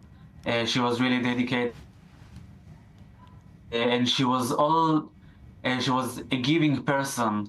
She was giving for herself a lot to the other people around her.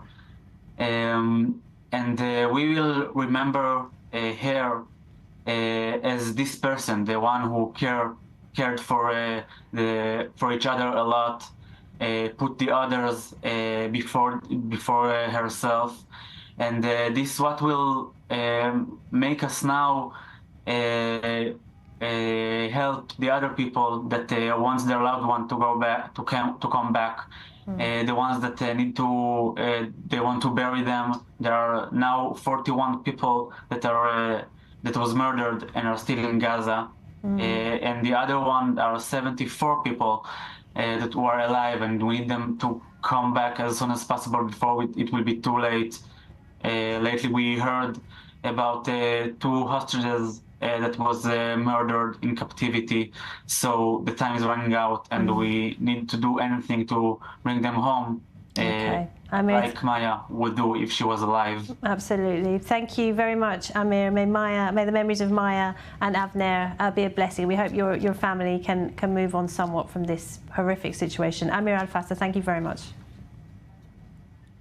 Thank you. Well, time for a short break. When we come back, we'll head to the north of Israel, where the attacks from the Lebanese group Hezbollah continue. More on that next.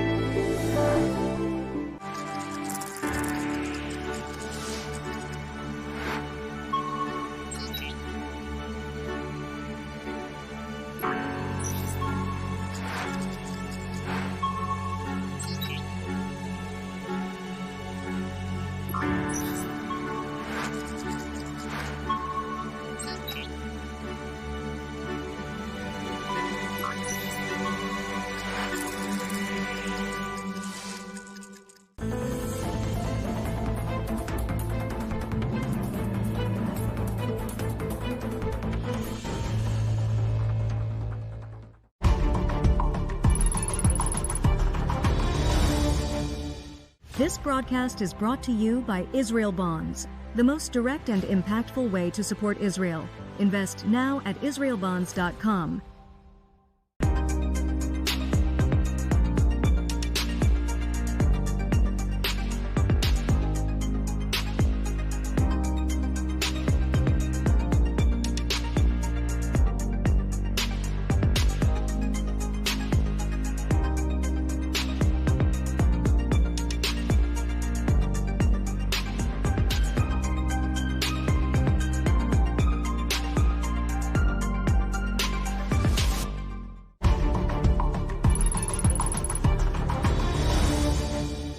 This broadcast is brought to you by Israel Bonds, the most direct and impactful way to support Israel.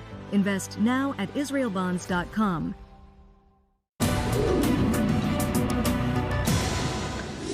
Welcome back. The Palestinian businessman Mohammed Dahlan has reacted to reports that he's being touted as a possible future leader in Gaza. Dahlan, who is a rival of the Palestinian President Mahmoud Abbas, wrote on social media that he would not support any choice that has not been reached based on Palestinian national understandings.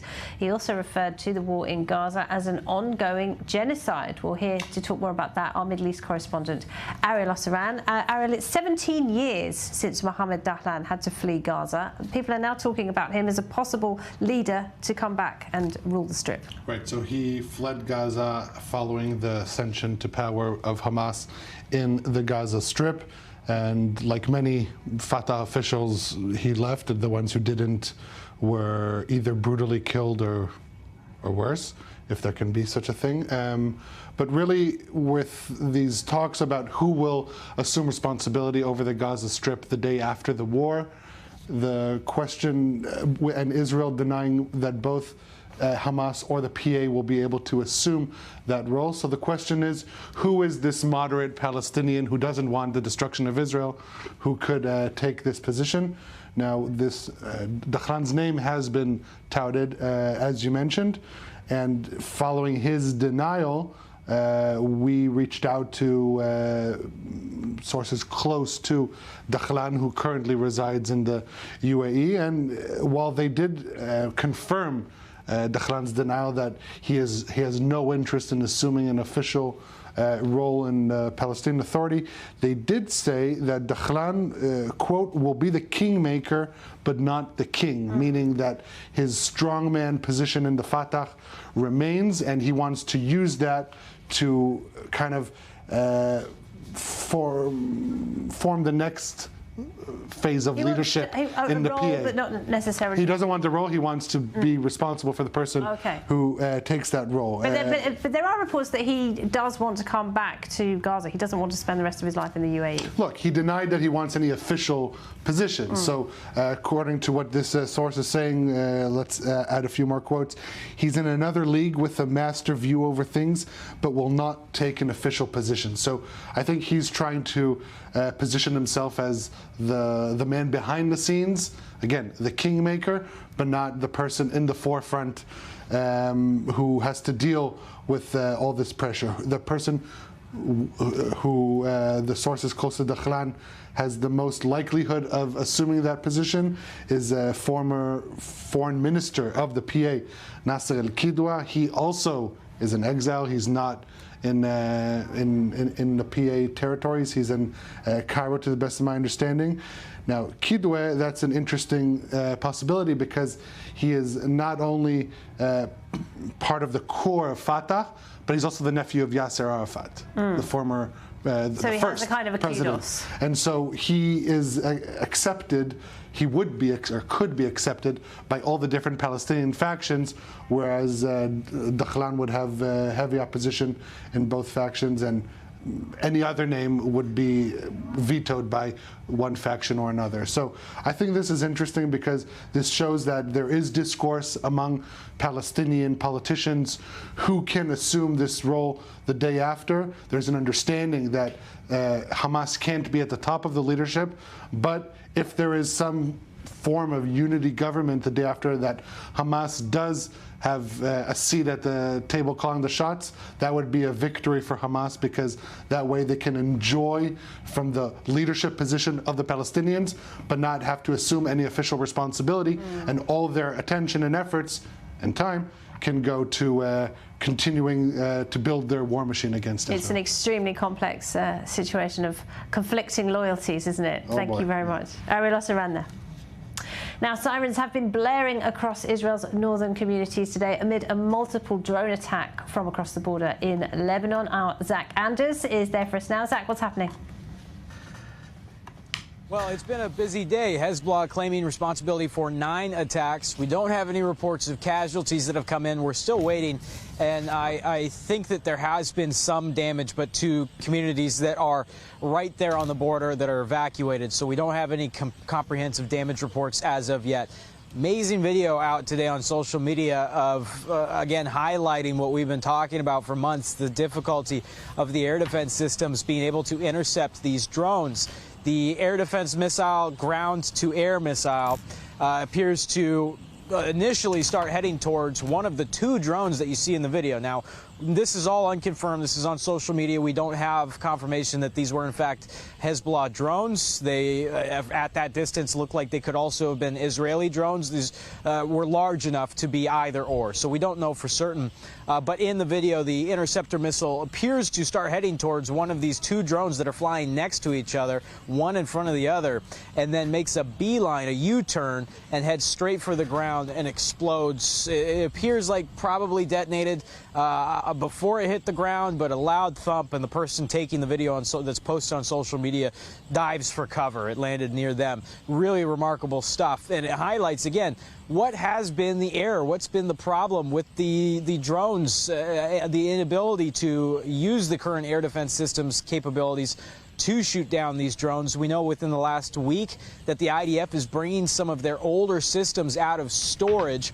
If you've ever seen videos online of American ships with their CRAM systems that are the ships that basically shoot thousands of bullets, and you can see it looks like a gold streak across the sky, they're bringing some of those systems out of storage, older systems that are shooting rounds, the ammunition essentially, at these drones, attempting that way to target them and shoot them down. So we know that there's been some changes that have been taking place. We know that Israeli fighter jets have been attempting to shoot these down from the air, air-to-air kills. Really, it's remarkable to see the landscape and how things have changed over the course of this conflict. But one thing is really clear, that the air defense capabilities have been strained and tested by these drones, fatalities coming from these drones. And we don't know for certain either if it's a matter of detection or a matter of current capabilities in being able to shoot these things down, because our sources don't share and won't share where the deficiencies lie and what is the real problem. They don't want to communicate any of that to the other side, obviously. So it's really curious to see what's been developing here. Again, we don't have from today's attacks any reports of casualties, but potential there for some damage from what appears to be multiple drone launches throughout the day. And also some rocket launches as well, but we're still working to confirm some of these details. Really remarkable stuff to watch what's been taking shape, and really remarkable video to be able to see this in action, and underscores the entire problem of this war here in the north. Zach, thank you very much. Zach Andrews there, up in the north of Israel. Well, with me in the studio this hour, Eran Lahav is a senior researcher for global terrorism and Iran proxy groups at IDSF. And this increased use of drones by Iran's proxies is becoming a real headache for Israel, isn't it? Definitely. I think this is part of the tendency of Iran, its proxies, to exhaust Israel, and also part of the Iranian strategy to let Hezbollah, which is the, let's say, the closest proxy to Iran, I would say, to try gradually and slowly to get it into the war. And we see now it's being like a limited warfare between Israel and Hezbollah, and they're trying also to humiliate Israel in a way. We saw this surveillance drone that's been used, the Hudhud, try to show, okay, we can actually do everything, we can actually see you everywhere. And this is something which is trying to, let's say, drive Israel crazy in that matter. And on the same time, they can use, I mean, Iran, they can, part of the master plan, they can use other proxies at the same time, like the Houthis, for example, or Hamas and the Shiite militias in Iraq. And we're seeing them coordinate more closely increasingly, aren't we? Definitely. This is part of the big strategy, which is the unity of the fronts against Israel. This is something that was planned by the Al-Quds Force commander, Qasem Soleimani, the former one, who was eliminated in 2020. This was part of the idea. So they could unify the fronts against Israel and to strangle it in the strangle ring, and from all kind of all directions, also from Hamas, also from Judea and Samaria, with the Islamic Jihad, Hezbollah, and from Iraq. What should Israel do then, long term? Is it futile to just keep having these skirmishes with the various proxy groups? I mean, we are in this multi-front war, and this is something which will take some time. And of course, on the long term, I think we need to, as we already do, we need to hit the main, like the octopus, the Iranian octopus. We need to hit the head of the snake in that matter. And also, we need to show some deterrent. So, for example, what Israel did in Yemen, in Hodeidah port, this is also a good message that we also need to change the equation. Also, we need to increase and make it like a much less harsher. defensive and more offensive. Yeah, more offensive, but also to change the equation that if they will shoot again, we'll have a much harsher reaction. For example, like eliminating one of their officials, the Houthis official, for example. And this is going to be a much stronger message. Okay, all right, Eran Lahaf, thank you very much indeed. Well, Yemen's Houthis say they will continue to attack Israel even after Israeli jets pounded the port of Hodeidah last week, turning it into a giant fireball. It's almost a week since the group sent an explosive-laden drone over 2,000 kilometers where it hit an apartment in Tel Aviv, killing one person. Well, to talk more about that, we're joined by Catherine Perez-Shakdam. She's the Director of Forward Strategy and an expert on Iran, Yemen and radical movements.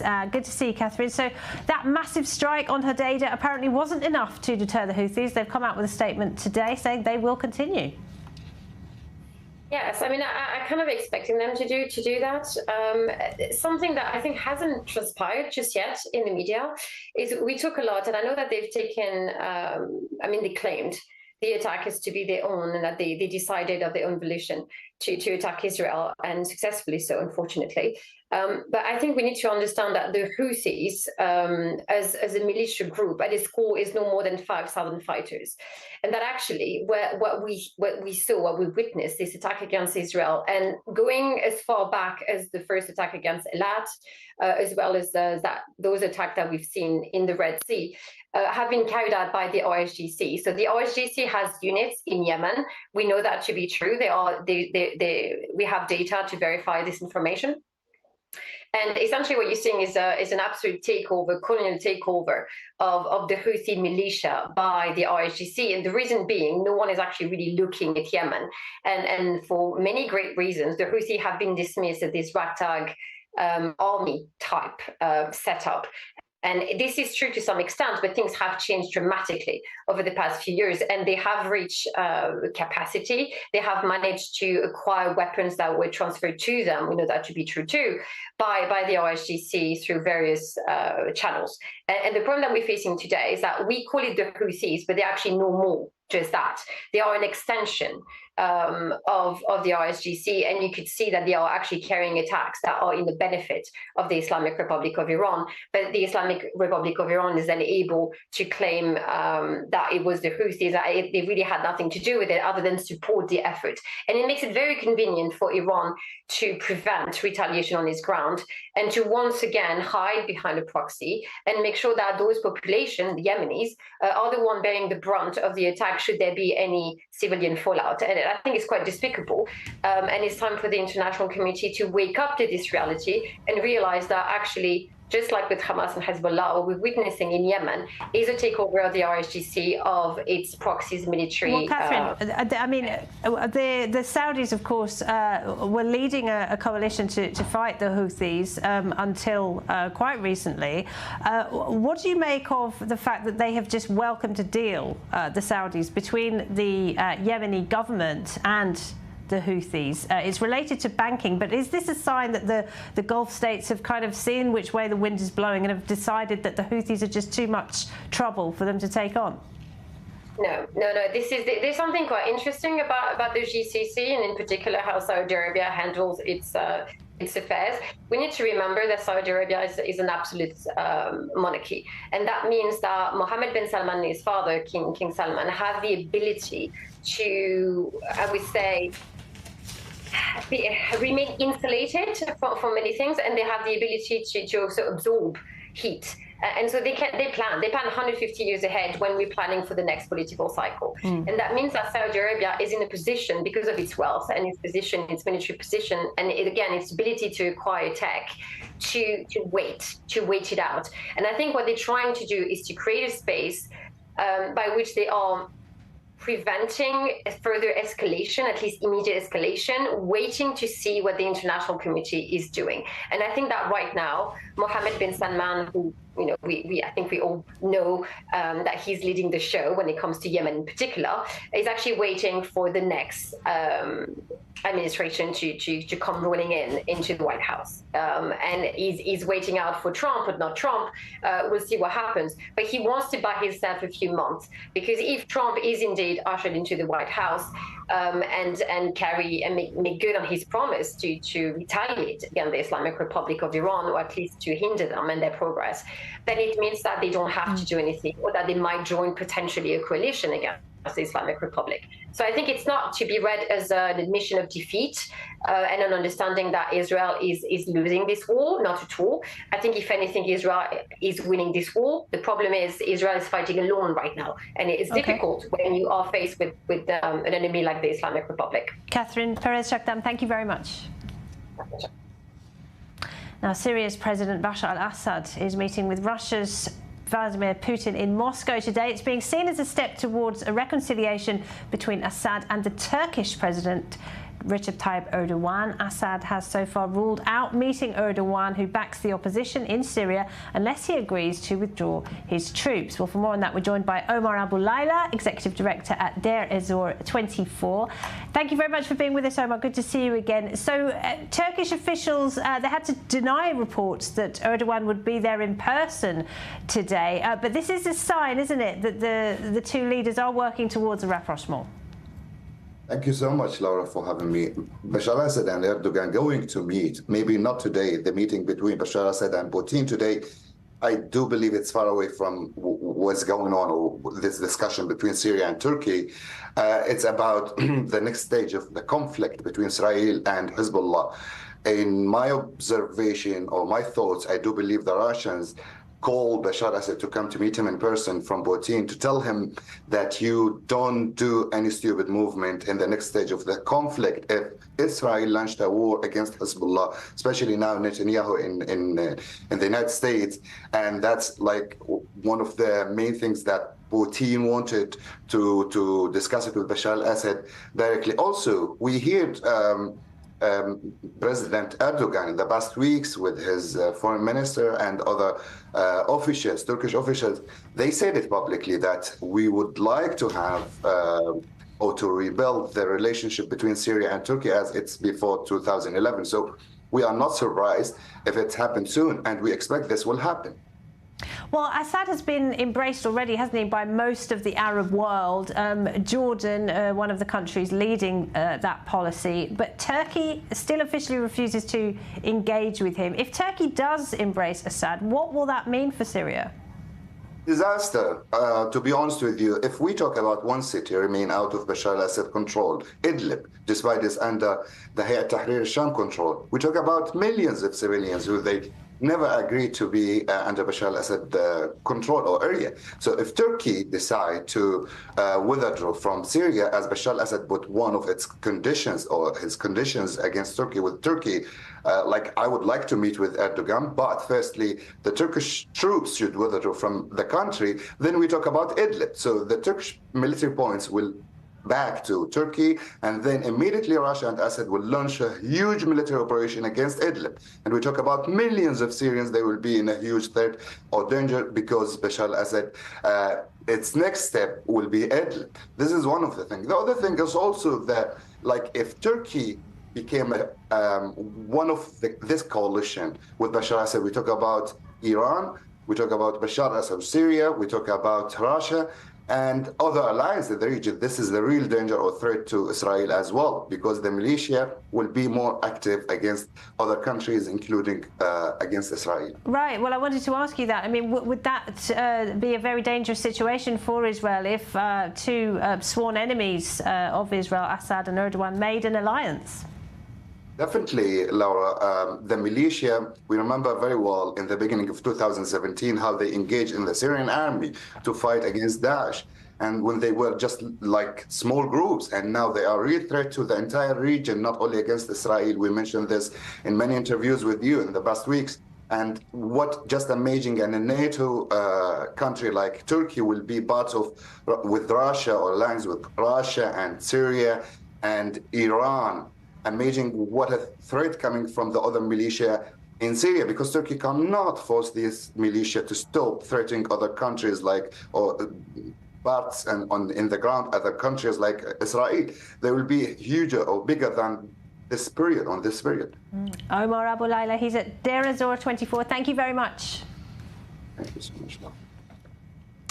Now, the Paris Olympic Games will get underway tomorrow. A huge opening ceremony expected in around 24 hours. The Israeli men's football team were the first Israeli athletes to perform at the Games. And although the Israeli national anthem, the Hatikva, was booed at the opening at the Parc des Princes, the match did pass off peacefully and ended in a 1-1 draw. We're here to talk about that. We're joined by Uri Levy, journalist and founder of Babagol. Great to see you, Uri. Great to see you. It's been a while. Everyone's very anxious, aren't they, for the Israeli athletes? I mean, we're really holding our breath as we see them descend into this very, very hostile environment. But the match was okay last night. Yes, the match was okay, but it's important to put the context. You know, it's the first time since 1976 that Israel sends a football team to the Olympics. So it's quite an historical moment. Plus, we have this collective memory of what happened in 1972. So every time Israel is participating and remind the viewers who don't know what happened in 72. In 72, the Munich massacre, of course, of the Israeli athletes. So it's always there in the background. And to add to the atmosphere, yesterday in the opening game of the Olympic football tournament, the match between Argentina and Morocco was interrupted by crowds crushing into the field, letting the match to end properly, continuing only after 2 hours. So there were some, I would say, some thoughts or some fears that something may happen on the Israel match against Mali, but the Paris police handed in 1,000 policemen for this match. Only 25,000 spectators were present at Parc des Princes, was around 48,000 seats. So it was a high-profile, very much secured event that, although there were jeers and chants in the stands from the Mali fans and pro-Palestinians fans, yes, they did a pretty good job. The match was a little bit disappointing with a 1-1. Mali are very good, aren't they? Yeah. I just wanted to ask you, because the security at this event is off the scale for all the teams, but especially, of course, for the Israeli team. I wanted to ask you, because you were in Qatar covering the World Cup, how do you think the security situation compares? I think it's very different, and I've just returned from the Euro in Germany, for example, that we've seen also some flaws in the organization and the security and in many senses. I think what Qatar World Cup showed us, that it's very difficult to have a flawless tournament in terms of lack of organizations and lack of security. And a very specific type of countries can serve this kind of, It helps if you're an authoritarian dictatorship. Exactly. It's very hard today in democracies, especially in Western Europe, that everything is currently shifting politically, culturally, demographically, and there are a lot of tensions. Obviously, when Israel is participating, obviously when it's football, probably the most popular sports in the world, so it adds to the atmosphere and makes it an even bigger challenge. I think that Paris police can handle the situation. They proved it yesterday. Israel have another match in Paris against Paraguay, and the last match is in Nantes. That will be interesting to see against Japan, because I think that the police in other cities, not in Paris, which is the center of events of these Olympics, this will be a real challenge, and let's hope that everything goes through in peace. All right, well, let's talk about Michaela Moshe on the archery team. Yes. She came in a modest number 18, didn't she? But out of 60, I believe. Yes, a modest start in the around 32 in the archery. But Michaela Moshe is definitely one of the profiles before these Olympics that had high hopes from all the Israeli delegation. It's starting slow, we'll say. But I think that in the other subjects, in the other fields, Israel has big hopes for at least 4 or 5 medals in these Olympics. If we are speaking about the windsurfing, for example, Sharon Cantor is a world champion, can do something interesting. Obviously, Artyom And that will be on the Seine, will it? Yes. That'll be interesting. And Artyom Dolgobiach is a gold medalist from Tokyo. If he's healthy, I think he's also a good prospect for a medal. 4 to 5 medals would be a great success for Israel here. What other sports is Israel hoping to get? Israel is participating, obviously, in all the track and field professions. You have Blessing Afirfa and Maur Turi and Luna Chamtai Salpeter that is participating in the marathon for women. And I think that in general, Israel sent 88 athletes to these games. It's not the biggest, but it's certainly respectable. They're going to compete in 18 different sports. So judo? Yeah. Any hopes in judo? Of course, 12 competitors in the judo. We have also we have a big tradition in judo. We remember Oren Smadja, Yael Arad, all won medals in Barcelona. Also Ori Sasson, Arik Ze'evi. Yes, we remember them. So every Olympic, judo is our sport. All right, we wish them all the best. It's really nerve-wracking watching them, but good luck to the whole team. Uri, thank you. Great to see you as always. Uri Levy there from Babagol. That's it for tonight's show. Do stay with us on I24 News. Khalid Ben David is up next with tonight's rundown. Good night.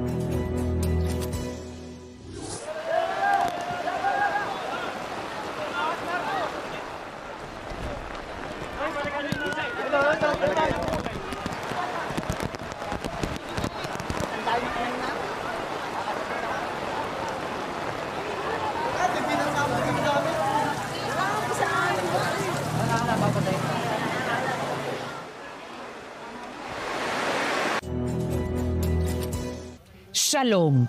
¿Qué me trae por aquí? La necesidad impostergable de 600 millones de hispanoparlantes que ahora necesitan escuchar el mensaje judío e israelí en tiempos difíciles. ¿Cómo lograrlo?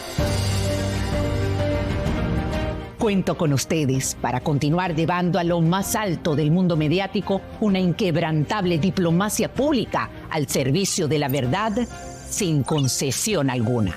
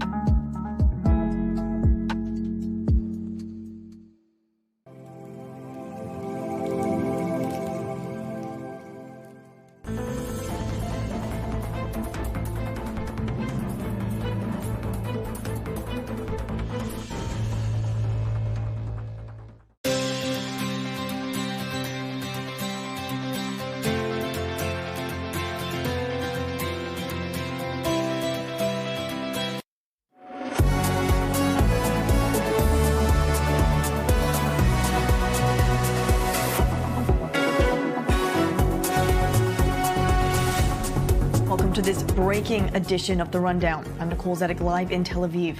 At least 10 people were killed in northern Israel this evening when a rocket fired from Lebanon hit a soccer field in the Druze town of Majd al-Shams. The majority of casualties are children between the ages of 10 and 20. More than a dozen others were injured, including at least 9 in critical condition, according to Magen David Adom Emergency Services.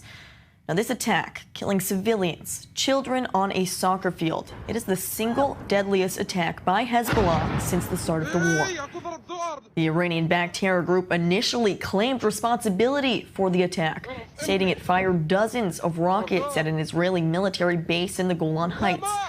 However, as the death toll keeps climbing, the terror group has now walked back their statement, saying they did not launch rockets toward the Druze community. Top Israeli officials are currently holding a situational assessment to determine a response against Hezbollah. Well, for more on this developing story, I want to go to retired Colonel Dr. Jacques Neria, former deputy head of assessment for Israeli military intelligence. Dr. Neria, thank you for being with us as always. These images in the north coming out of that soccer field, they are horrible to look at. So I want to hear your analysis of the situation that at this moment it is still evolving. Well, since the beginning of this war, we were looking for who would be the one that would commit the error, or I'd say that would commit the miscalculation that would bring both parties into an escalation and finally a total confrontation. And it seems that this error has been committed by Hezbollah. Now, the Hezbollah is trying to say that it's not. I mean, it's not his responsibility. Somebody else did it. But according to the sources of the army, it's 100% the Hezbollah work. It's part of the hundreds of missiles that were fired today towards the Israeli Golan and other areas, because of the killing of the 4 terrorists in Kfar Kili. Imagine yourself that Kfar Kili is about 200 to 300 meters far from Metula. And this is where the Hezbollah fighters are still there. I mean, this is the Redwan force that we are trying to push away from the Litani. They're still at the border. And these are the people that were killed. And because of them came the response of Hezbollah. As I see it today, we are on the verge of an escalation, a very serious one, because this is a situation that Israel cannot afford, cannot accept, and certainly not. I mean, when children are killed, and definitely, I mean, this is beyond the red lines that have been put in front of Hezbollah. In fact, there's no other choice for Israel but to act against Hezbollah on a very large scale. I don't know, maybe tonight, maybe tomorrow, but definitely in the coming hours. Well, and there is a situational assessment being held in the north. We're waiting to hear from the IDF spokesperson, Rear Admiral Daniel Hagari, to talk more about this incident. So you're stating that something like this, which I want to tell our viewers, this is the single deadliest incident since October 7th. That's the casualties, the amount that we're talking about in the north right now. And so is this enough to change the course of the war in the north? Well, this is the first time, I mean, that civilians have been hit to such an extent. We already had... Jacques, I want to cut you off right now. We are hearing from Daniel Hagari. Stay with us, but let's take a listen to what Hagari has to say. Soccer, in a soccer field, in Majd al-Shams, in northern Israel. Hezbollah then lied to the whole world and claimed they did not carry out this attack. This is a lie. We can confirm that Hezbollah murdered 10 children in this brutal attack and injured more than 20 were injured in this brutal attack. All were aged between 10 to 20 years old. Our thoughts are with the families of the victims, and our thoughts are also with the wounded that we embrace and hope for they to come well soon. This is the Druze community in Israel. These are Israeli citizens. We hug the Druze community. She's part of Israel. We will defend the citizens of Israel and also the Druze community. This is an attack that comes after attack in the north for more than 9 months. Hezbollah is attacking our citizens in the north, firing thousands of rockets and missiles and UAVs at northern Israel, targeting families, homes, and communities. The IDF is currently holding a situational assessment, and we will prepare for a response against Hezbollah. We will finish our assessments and we will act. This attack shows the true face of Hezbollah, a terrorist organization that targets and murders children playing soccer on a Saturday evening. We will act to restore full security on our northern border for all the citizens of the State of Israel. Thank you.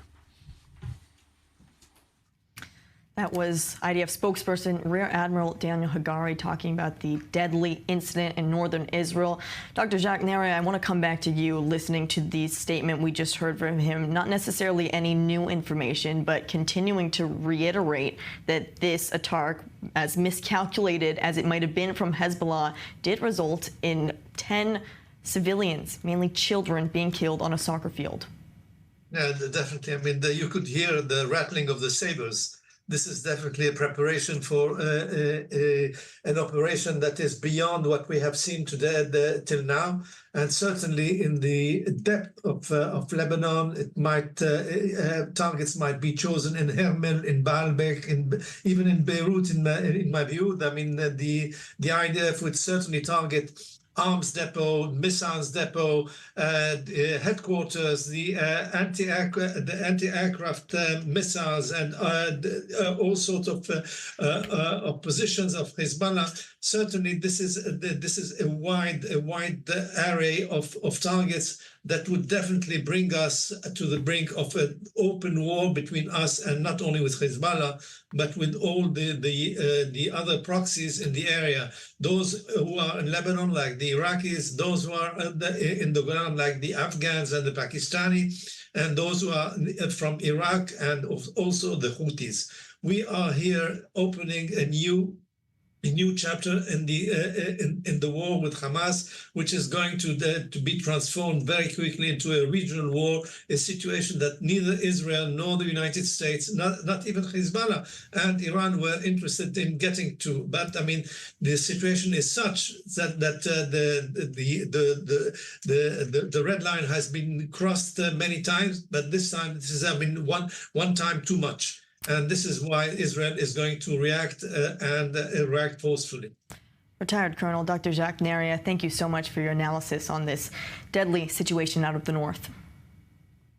I want to bring in my guest in studio now as well. I'm joined by the former Europe and Middle East editor for the Associated Press, international affairs analyst Dan Perry. Thanks for being with us in studio.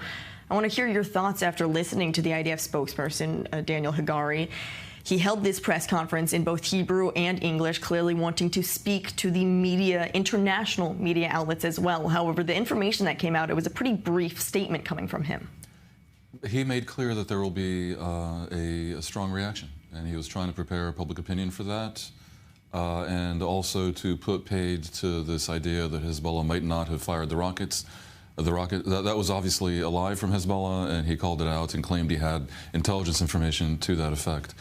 None of that is surprising. The question is whether Israel's response, which I'm sure will be an escalation versus what has been done so far, will constitute a crossing of the Rubicon and the beginning of a true war with Hezbollah, which indeed might become a regional war, because we can expect the proxies and proxy militias from Syria, in Iraq, the Afghans, the Houthis, everything Iran has will be thrown into the mix to support Hezbollah, and in general to raise the level of the flames, because that is what these militias and that is what the head of the snake in Tehran wishes to have happen.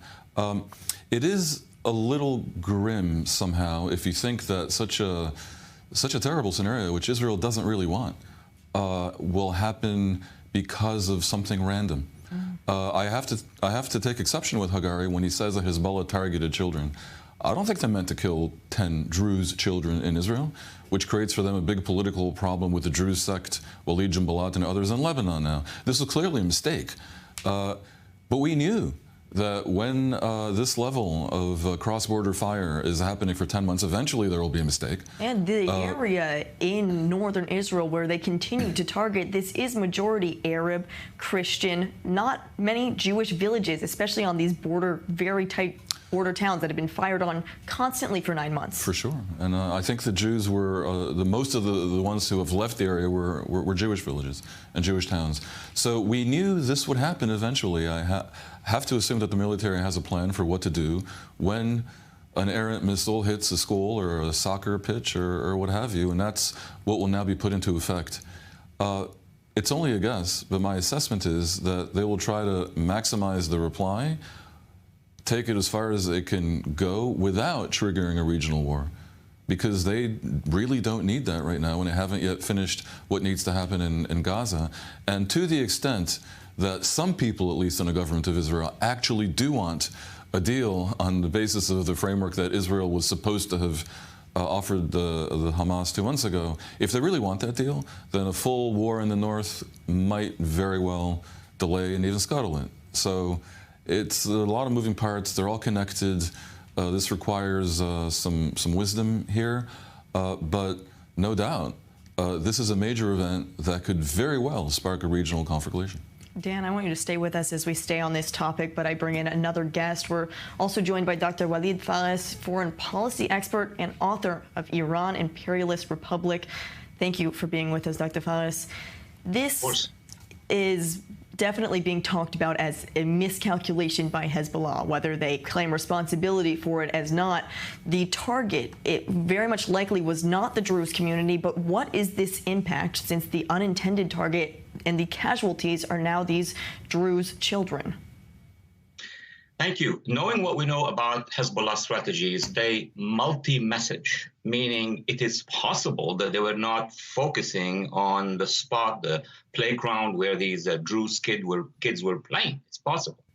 But it is more than possible that Hezbollah's headquarters were addressing or were targeting a Druze town, Majd al-Shams, for other reasons that the media has not even spoken about. There is a context. And the context is, where are the Druze in Israel, in Syria, and in Lebanon sitting in this confrontation between Israel and Hezbollah, therefore with the Islamic Republic? Now, when they target the Druze in Israel, it comes in the follow-up to a series of meetings and visits that Prime Minister of Israel, Mr. Netanyahu, has paid to Druze leaders. We have pictures of him going to thank them for their contribution to the efforts to, fight terrorism. Hezbollah doesn't like that, and it has done it before. And before, they have targeted Druze areas to tell the Druze leaders, do not play, do not side with the Israelis. So this missile maybe tactically was not targeting that playground, that I don't know, but this missile was targeting as a message the town, which is it's a very large town. You cannot make mistakes. In my view, that would be the reason. And Hezbollah miscalculated strategically, not tactically. So to engage the Druze community, and they have had problems with the Druze community. They have had a war in 2008. They tried to take over the headquarters in the Shuf mountain in Lebanon. So there is a Druze-Hezbollah conflict, and it happened that the Druze living in Israel, or which is their land as well, are the ones who have been victimized in this case. So then what could this mean on the larger scale, that none of the communities, none of the regions, none of the ethnicities, religions that are on the northern border are safe at this point, as they haven't been for the past 9 months? Is this an escalation by Hezbollah? It is a miscalculated escalation. I'm going to go back to the previous point. They wanted to tell the Druze, do not side with the IDF, do not side with Netanyahu or the Israeli government in general. It's not really one prime minister. And then they did it. The miscalculation was tactical. They hit, and in all wars, it happened. They want to put pressure on a front, and somehow the rockets hit a large concentration of civilians. So that is the mistake. Yes, all communities in the Galilee, and I would say even more, on the northern part of the Golan, where you have Druze, you have Sunnis, you have anti-Assad forces, are victims of this war. But let me say one thing. I heard often from expertise and government, we don't want this war, we're not interested in escalation. You need two to tango. I mean, if you want to calculate what the enemy wants to do with you, you cannot do it unless you actually message them like Hezbollah was trying to do. Yeah, Hezbollah is not interested in a large confrontation where the balance of power will be with Israel and not with them. Plus, let me add one thing that's crucial. 70% of the Lebanese population, other than the Shia, or even part of the Shia, but mostly Druze, Sunni, and Christians in Mount Lebanon and in the Bekaa, they have opposed Hezbollah. So one of the fears that, or the concerns, I would say, that Hezbollah has is if they clash with Israel, maybe 70% of Lebanon will erupt against them. And there were examples from the past that the public did not even know about. There were clashes between Druze, Christians, Sunnis against Hezbollah. That is the game inside Lebanon. Dr. Fares, stay with us. I want to come back to Dan Perry in studio as well to hear some of your thoughts on this and how all of these different communities do play into what's happening on the north. Well, I agree that there is a difficult history in Lebanon between the Druze, or some of the Druze, and Hezbollah. And so it's conceivable that they meant to target the Majd al-Shams, but that doesn't really fit into the equation of the Druze in Israel, who are in fact rather nationalistic, meet with Netanyahu, some of them vote for the Likud and all of that. The Druze in Majd al-Shams are in the Golan. The Golan was annexed, but Lebanon and the world and Hezbollah view that as Syrian territory, and these as Syrian people. They don't serve, they're not citizens of Israel, although they could be. They don't serve in the army. This whole thing where they're upset with the Israeli Druze applies a lot less to specifically Majd al-Shams and the Golan Heights. It would be weird, but Hezbollah is nothing if not weird. As for their fears of public opinion in Lebanon, I know from personal experience most Lebanese hate Hezbollah. But they have been spectacularly and woefully impotent in doing anything about it. Hezbollah is far more powerful, it's believed, than the Lebanese army. And so it's almost, it would almost be appealing in a way to use to end up with the Lebanese finally getting rid of Hezbollah in the context of this brazen war Hezbollah launched against Israel, supposedly out of solidarity with the Palestinians in Gaza. But I fear it doesn't seem so reasonable, because their hatred of Hezbollah has been around now for 20, 30, even 40 years, and they've been so far unable to do anything about it. Dr. Fares, when we look at the Iranian resistance and the axis of resistance, how might they respond to what we're seeing now then in the north and with this action that Hezbollah did take today? Well, there is a war room in Tehran, which is under the Quds Force, which is under the Pasdaran and therefore under the upper echelons, that's the Ayatollah. They coordinate. It's an orchestra. They coordinate. So you don't imagine that Hezbollah would engage in a different strategy, that the Houthis, whenever their mood is, will fire rockets. Even it applies to Hamas. It's all coordinated from that central war room. That's why when Hezbollah say, okay, I can consider a ceasefire, it's a phone call or an email or more coming from Tehran. And the Houthis attacking or not attacking the international waterways, it's almost the same. So now there is an assessment. Of course, Hezbollah probably may have gone beyond what they wanted. And to target Majd al-Shams, by the way, it's not about Majd al-Shams. It's about Sheikh Tarif. It's about the leaders, because though the majority of Majd al-Shams may have served in the left, right, we know that. But it's the message to the community, and Majd al-Shams is one of the largest ones. With regard to Lebanon, the Iranian regime wants to make sure that Hezbollah has the control. But let me add one footnote. It's very interesting. Hezbollah project fears onto Israel, the Arab world, and the United States. But Achilles' heel is basically the Lebanese population. Every incident with the lower level of these communities. The politicians in Lebanon have failed completely. They have been helped by the United Nations Resolution 1559, and they have failed. I agree on that. But the population itself is all armed. It's so close to the zones of Hezbollah that Hezbollah fears a clash with the majority of the Lebanese. Take every single incident over the past 3 years, you will see that they have failed, including that war in 2008 when Hezbollah tried to overcome the Druze and had only AK-47s, and 100 Hezbollah individuals were killed. So what Hezbollah wants to do is to keep the fear, the terror fear, by assassinating Hariri, by assassinating dozens and dozens of leaders. They scare the leaders, but they fear that a full-fledged, uncontrolled confrontation with the streets in Lebanon may not be to their advantage. And I finish by saying, look at the geography of Hezbollah. Let the public and the viewers see the map. There are 3 geographical islands. One is the southern suburb, completely surrounded demographically. The other one is the south. That's why they fear a retreat from the south. And the other one, the last one, is in the northern Bekaa. Their geography is very difficult, but they have 40 to 100,000 rockets and missiles, which they cannot really use inside. What are you going to use it from what valley to what valley in Lebanon? So I keep going back to that point. The Lebanese were not given a chance to actually, rise as they did in 2005 with the Cedars Revolution. There's a lot more geographically at play here, certainly. Dr. Walid Fares, thank you so much for your analysis. Thank you so much. Dan, coming back here, hearing everything that is happening here, we, especially in Israel and on an international stage, we do tend to focus on exactly what this means and if Israel will get involved in this war. And yes, we mentioned that there's still tens of thousands of Lebanese populations that have also been evacuated from the border, but there are so many other countries at play if this does end up escalating into a war on the north. Yeah, it could be really, really bad. If Iran is directly, if Iran is involved, there are scenarios where they attack oil assets in the Persian Gulf. America has very important forward military base in Qatar, pretty much a few dozens of kilometers from Iran. You can imagine scenarios that are horrible for the global economy, because affecting oil through the Persian Gulf and the supply of oil from Iran. You can imagine Iraq getting sucked into it. I think, despite this optimism that the Lebanese people haven't been given a chance to get rid of Hezbollah, and perhaps there's a scenario where they do, I'd love to see that. But that seems to me to be low probability, and I would prefer, I think, to maybe put on the table something else, which is the notion that the situation in Lebanon needs to somehow be internationalized.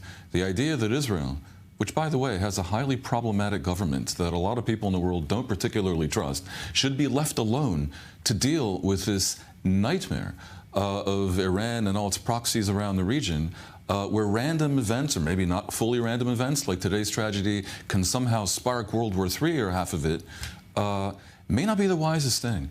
So there are international bodies, there's NATO, who should probably get more involved. If the state of Lebanon doesn't have the means to prevent a terrorist militia from taking over a third of its country and embroiling it possibly in a horrible war with a nuclear power to the south, then maybe the state of Lebanon would be happy to receive assistance.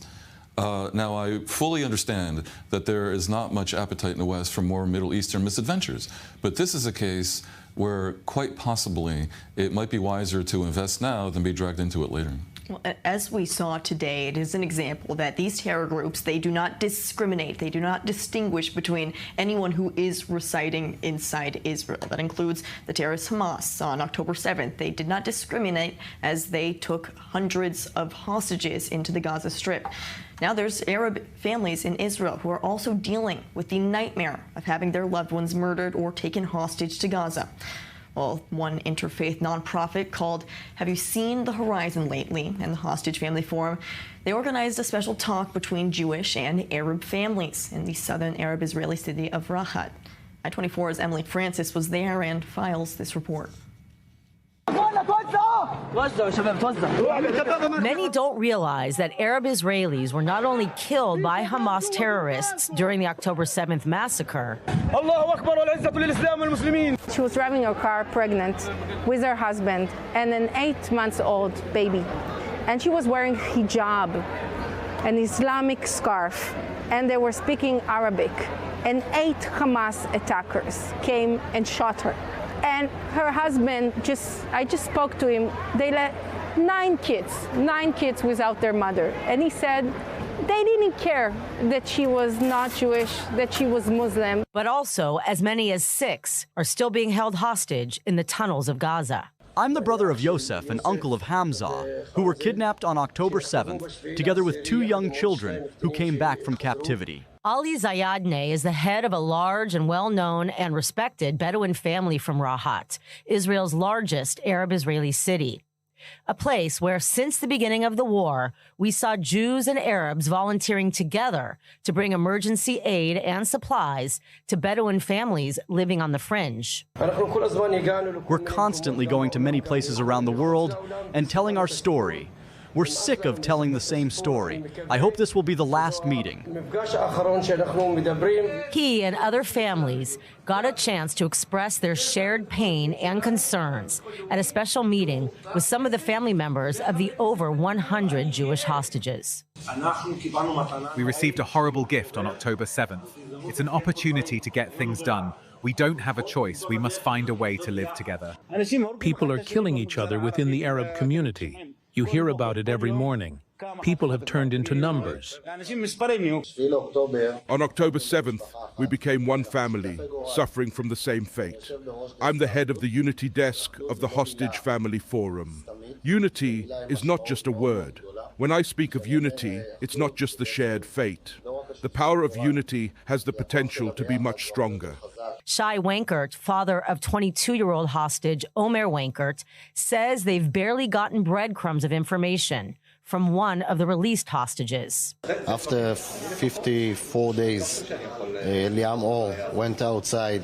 He was with Omer 24/7, also with 4 Thai guys in a very deep tunnel because they didn't hear the bombs. No electricity, lack of food, no toilet, no running water, no nothing. Very difficult situation. As you know, Omer has a colitis disease, and we are very worried about this situation. We feel that he has maybe a grenade inside his stomach because it can blow any minute. Bashir al-Ziadneh has been an advocate working with the Family Forum and personally has family members in Gaza captivity. Nobody seems to talk about them, and that's why it's very important for me to come here and to speak about them and to stop them from being transparent to all people. Is there a fear to be more involved with the forum?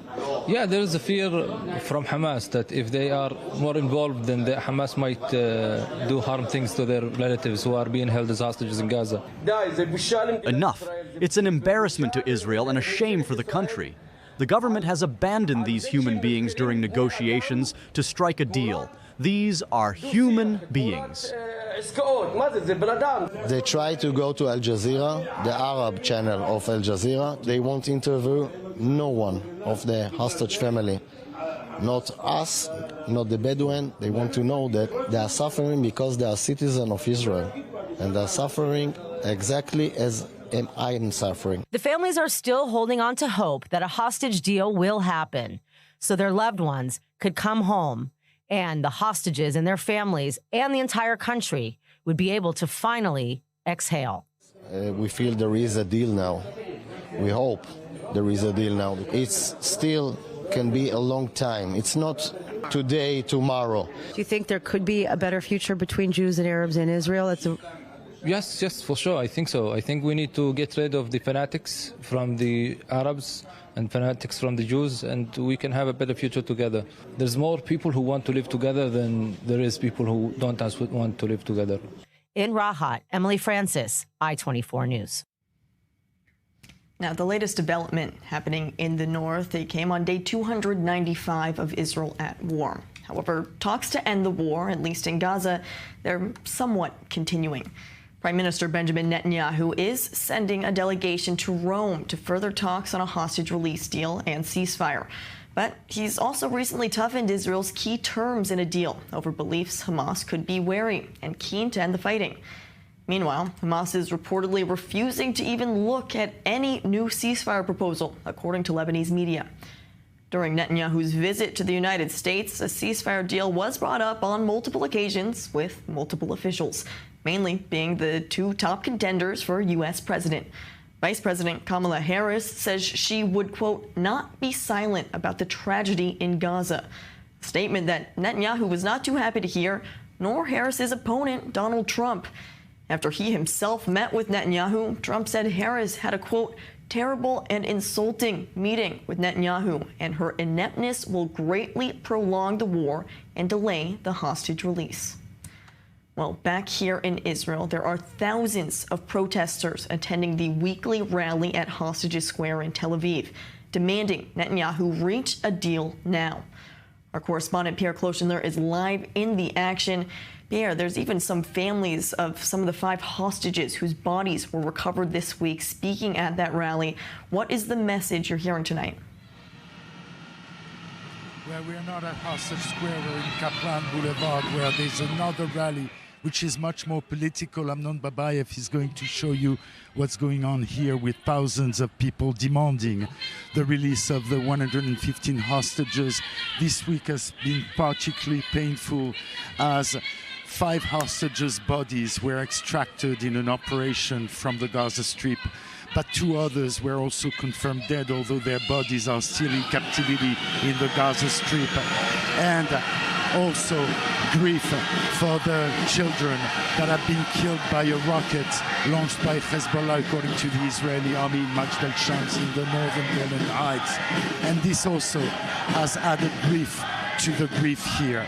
Now, Arnav Tsaugorker, who is one of the leading members of family whose son Matan is held in captivity, spoke earlier and said that it seems that Prime Minister Benjamin Netanyahu is busy with targeted killing, the modicum of understanding that could arise from the negotiations for the release of the hostages, as Prime Minister Netanyahu is trying to amend the proposal which was promulgated by President Biden, as well as the Prime Minister himself.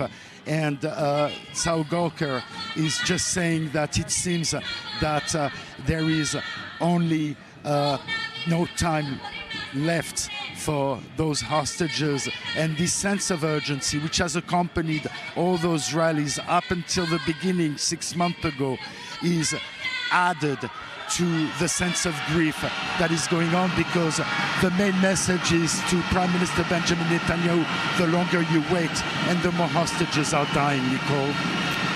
Pierre, we certainly hear all of that noise happening right there behind you. Thank you for that update from the field.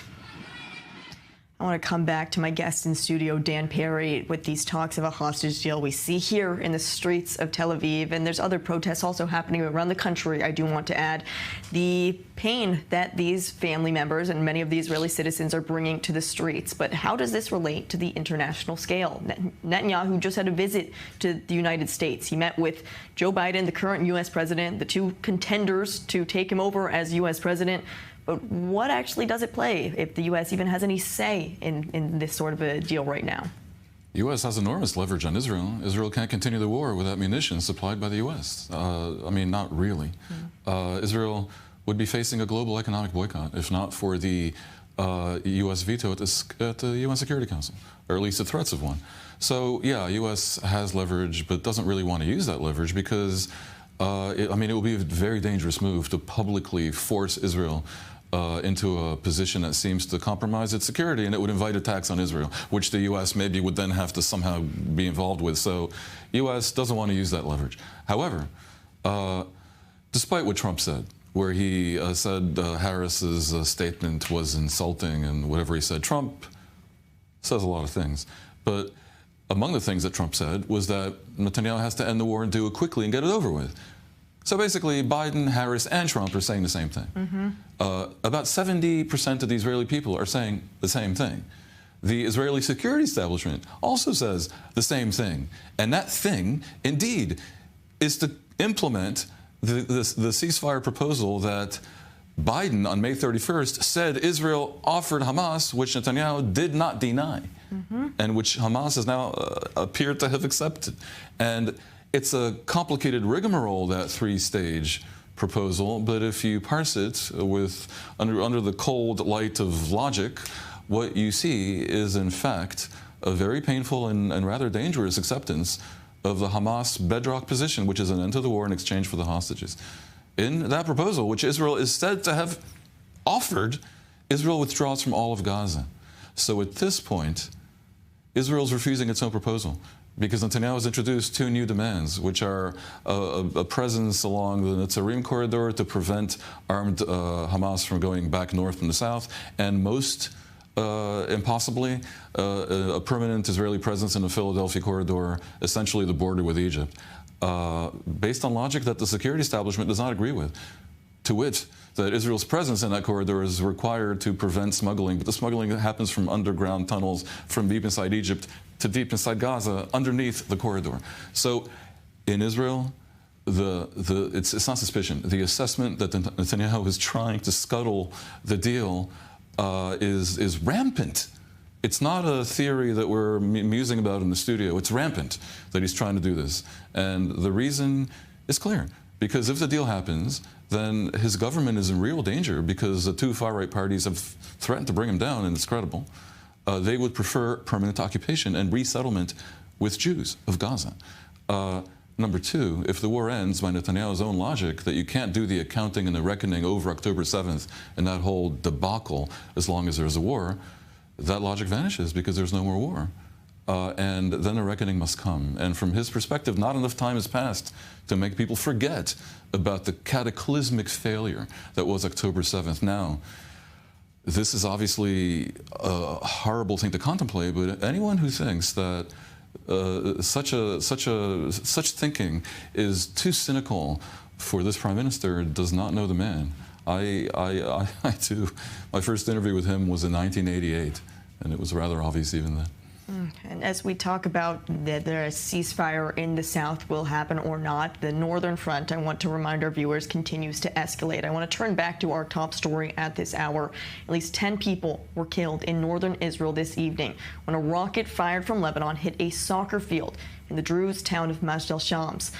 All of the casualties, according to the IDF spokesperson, Rear Admiral Daniel Hagari, they were children between the ages of 10 and 20.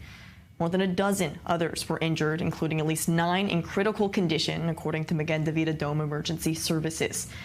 This attack, which killed civilians, children, at a soccer field, it is the single deadliest attack by Hezbollah since the start of the war. The Iranian-backed terror group initially claimed responsibility for the attack, stating it fired dozens of rockets at an Israeli military base in the Golan Heights. However, as the death toll keeps climbing, the terror group has now walked back their statement, saying they did not launch rockets toward the Druze community. Top Israeli officials are holding a situational assessment to determine exactly what type of response they will have against Hezbollah. Well, for more on the latest, we're joined by our I-24 News correspondent, Matthias Inbar. Matthias, can you talk to us about the latest developments that have unfolded even in the past hour now? You said clearly and correctly that IDF will respond, and I can assure you with the people that I'm talking with during the past hours that the response will be harsh, will be hard, will be severe, and will be probably the most severe response, military response since the 8th of October when the Israeli jets were on the sky on the way to Beirut. You don't have to forget that President Biden asked Prime Minister Netanyahu not to strike Lebanon, and the jets went back and didn't attack. So that will be probably the most dangerous IDF attack that we saw until now. Don't forget that once again, Hezbollah attacked Israel, attacked civilians, attacked children. As you mentioned, 10 children just died because they were playing soccer during a regular Saturday day. And once again, Hezbollah doesn't want to claim responsibility about the launch because, I will use a word that usually you know me, I'm not using because I'm very glued to the facts. But when terrorists are launching rockets to civilian areas during Saturday day, they are cowards because they are trying to strike or to attack civilian. They're not fighting one against the other. And this is the terrible result. As I mentioned, I talked with a lot of commanders on the ground. They told me that the answer will be very, very severe. I talk also because I have a lot of friends in Majd al-Shams for decades, and they are desperate tonight, about the scenes that I saw during the afternoon. Matthias, what's the security situation then for some of the residents in northern Israel? The recommendations from the Home Front Command have not changed at this hour, so what are we seeing? Now the recommendations are not changed because the decision has not been taken how, when, and where to strike. Once the decision will be taken, I really don't know if the security that wants to wait for Prime Minister to come back to Israel will be more or less around 2:30 p.m. Or I know for a fact that he's reachable when he's in his plane. So probably the decision will be taken before. And the attack, I really don't know. I want to be humble and stay humble. But I don't think that IDF will wait till Prime Minister come back, because there's a lot of political pressure, civilian pressure to strike very hard back to against Hezbollah and probably Hamas inside Lebanon. What I can say is that for sure, the recommendation of the Home Front Command didn't change for now, haven't been changed now, because the decision, once again, has not been taken. Matthias, if a decision is taken, as you mentioned, with Prime Minister Benjamin Netanyahu still not in the state of Israel at the moment, what does that say then about the security capabilities of Israel, even while the Prime Minister is not necessarily in the country? I personally saw when there was an attack, for example, in Dizengoff and Al-Azraf. I was on the plane with Prime Minister during a visit abroad. He was reachable. Our phone were not working because we were in the sky, but he was immediately reachable. How did I know? Because I saw his team bringing him the telephone. That's for the defense minister, and that works for every Israeli prime minister over the history, so over the last few years. So when there is a huge incident like that, means that he gives his order to the cabinet or to the chief of staff or to the, usually how does it work? Prime Minister talks with his defense attaché, then they talk with the Minister of Defense, who gives orders to Chief of Staff Halevi and all the commanders on the ground, in the air, and of course in the anti-aerial system, because it has to be also on the spot to be ready to counter attacks from Hezbollah if Israel attacks very strongly. We are waiting to see what exactly unfolds in the coming hours. I-24 News correspondent Matthias Inbar, thank you so much. Now, coming back here in studio, I'm still joined by Dan Perry, international affairs analyst. When we are looking at this, and specifically what Matthias just brought up, the fact that Prime Minister Benjamin Netanyahu is still in the United States. He's supposed to leave in several hours from the East Coast after Shabbat ends. Let's remind our viewers it is also Saturday, and typically the Prime Minister does not travel on Shabbat. And so there are reports that he is pushing up his scheduled flight a little bit sooner to come back here because of this situation. So what exactly would that mean about the escalation possibly in the north? I don't think the Prime Minister needs to be here in order to make a decision. I don't think, as the correspondent, as Matthias said, I don't think they'd wait for him. You know, there are phones in the world and various secure communications. Indeed, the plane they're flying, and this is the inaugural trip by the Wing of Zion plane, which is Israel's version of Air Force One. There's a lot of criticism of that. It cost about $200 million to create for Netanyahu. Has secure comms. One of the arguments in favor of having such a plane dedicated for prime ministerial travel around the world was that there would be security events that would require highly secure, encrypted communications of every kind, including video, so he could actually perform his duties from the plane. I also want to update our viewers. We're getting new information to the I-24 newsroom. The death toll has now risen to 11. 11 people killed in this rocket attack on a soccer field in northern Israel in the Druze town of Majal Shams. So clearly, we are still seeing more and more happening with this unfolding event. Dan, I want to hear, before we move on to some other news, just any last thoughts about exactly what this could entail in the coming hours, specifically with an Israeli response? Well, it could entail a far more robust bombardment of specific Hezbollah assets, including the depots in Beirut. I think they're going to be very careful to not harm Lebanese infrastructure as such, because Israel understands, the military at least certainly understands, that Lebanon could be a friend in a post-Hezbollah future. Israel has a real choice to make. If it wants to do the deal, and with all the dangers implicit in its own proposal to leave Hamas degraded but still standing in power in Gaza and get back its hostages, that's one scenario. And if it wants to do that, it's going to avoid a massive escalation in the north. They will strike back for sure, but in a way calibrated to avoid a regional war. If they don't want to do the deal and they want to create a massive distraction in the north, and also have decided that the only way to deal with this absolute outrage of Hezbollah in the north firing with near impunity at Israel is to attack with even a ground move into Lebanon, well, then there will be no deal.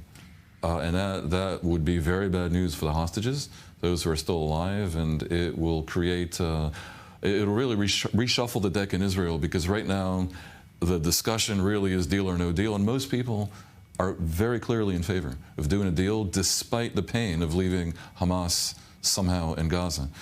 The discourse will shift completely to, you know, what are we going to do with Iraqi militias attacking, you know, the Golan border? There's a lot more that could escalate, and we should see exactly how Israel does choose to respond. Dan Perry, thank you for your analysis on all of these developing situations happening right now. Pleasure. Now, since October 7th, there's been a mantra that says, "We will dance again." And this mantra has been said time and time again, including at the opening of the massive music festival Tomorrowland. As our Sivan Sisai and Joe Brown report, there was an impressive Israeli presence, including tributes to victims of the Nova Festival. Take a look. This was how the set of the Israeli DJ Skazi at the Tomorrowland Festival, which got underway last weekend, looked.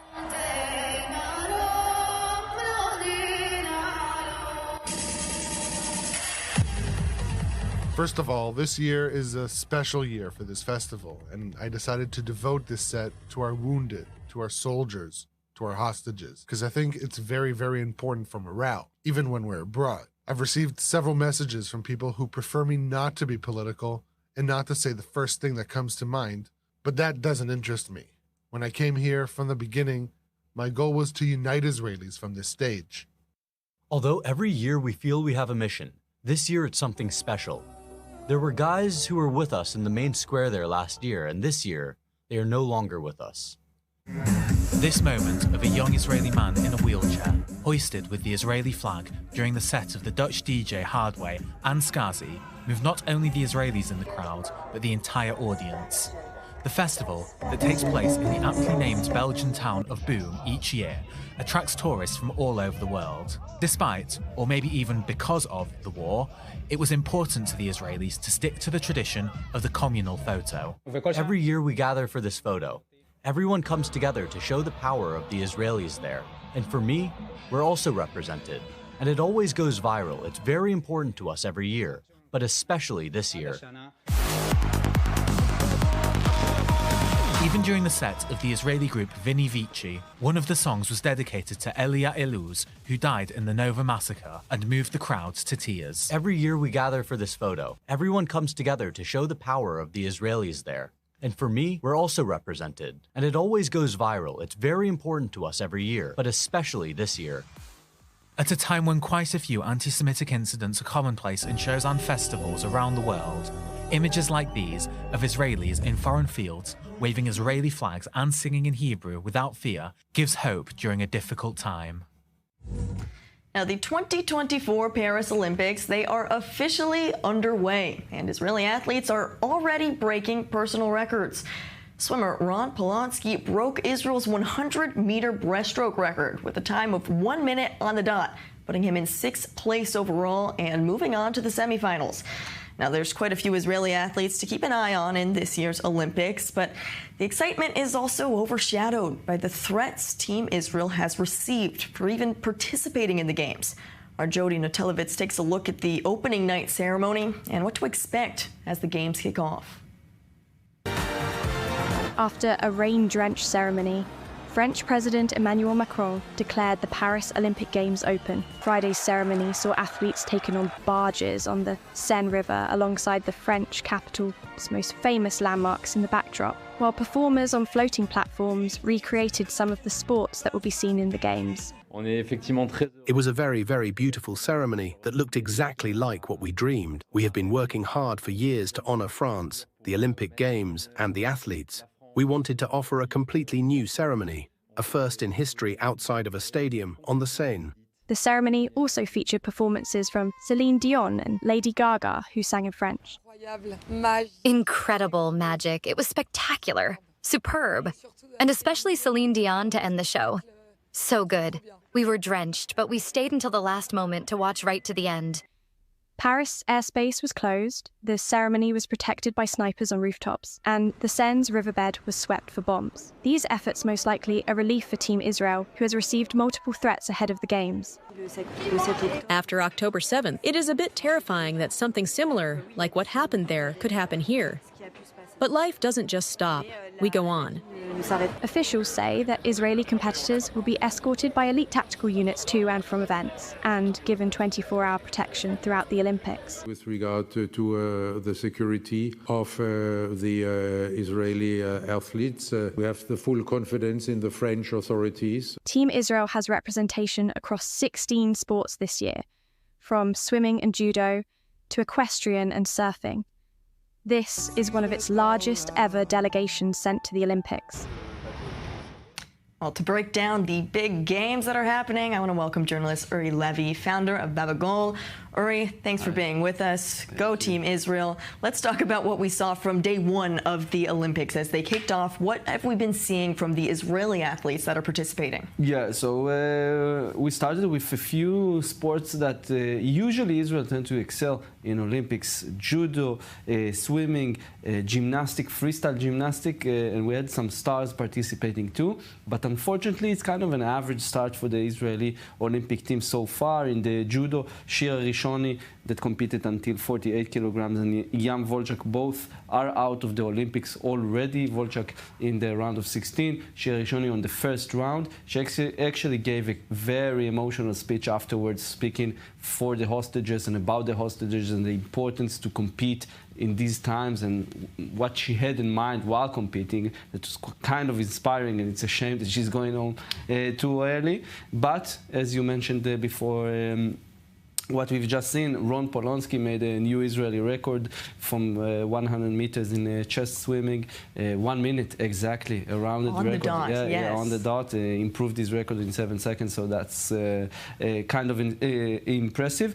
I think the biggest disappointment of this day is Artyom Dolgovyat, the gold medal winner from Tokyo, that everyone hoped that he will do a remake for his achievement in 2021, but unfortunately his grade wasn't good enough. We're still waiting to get the final results of all the 64 competitors in the freestyle gymnastic, and we will know it around 11 tonight, but chances are not for him. He is already ranked around the 6th, between 5th and 6th, which won't give him a place in the final, but fingers crossed for Artyom.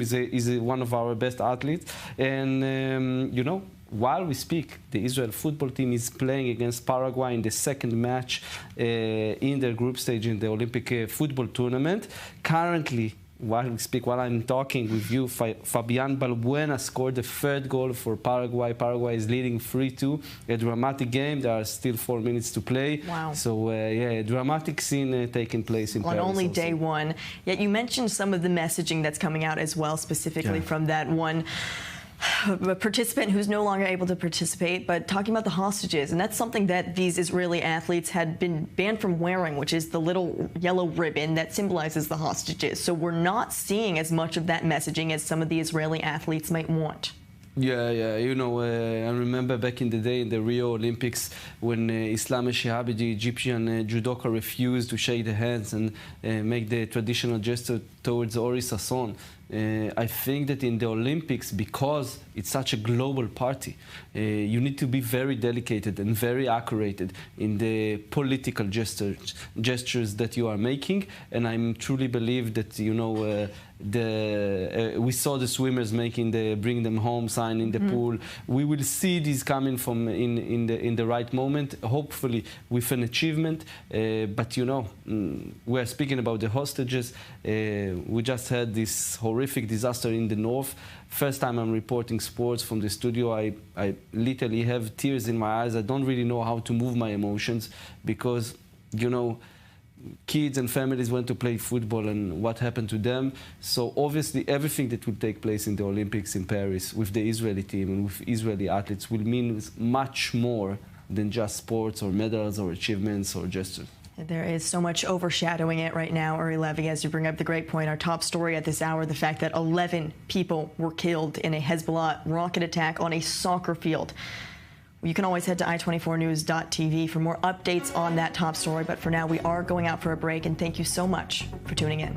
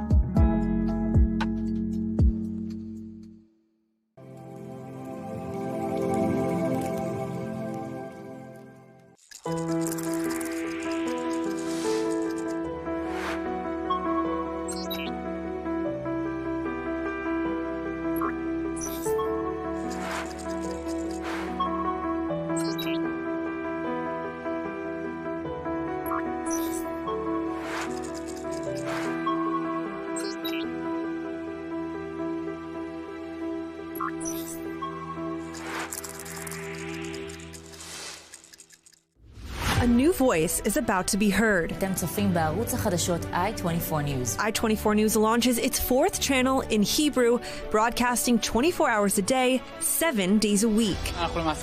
ותיעדו את הטבח. i24 News in Hebrew brings its international success for the past 10 years to Israel.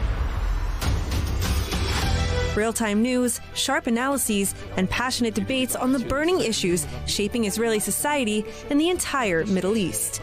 And for you, English-speaking viewers, i24 News offers a unique, immersive experience. Every day until 11 a.m. EST, Hebrew programs will be broadcast live with English subtitles. And from 11 a.m. EST, back to your favorite shows in English. More than ever, the heart of a new Middle East beats on i24 News.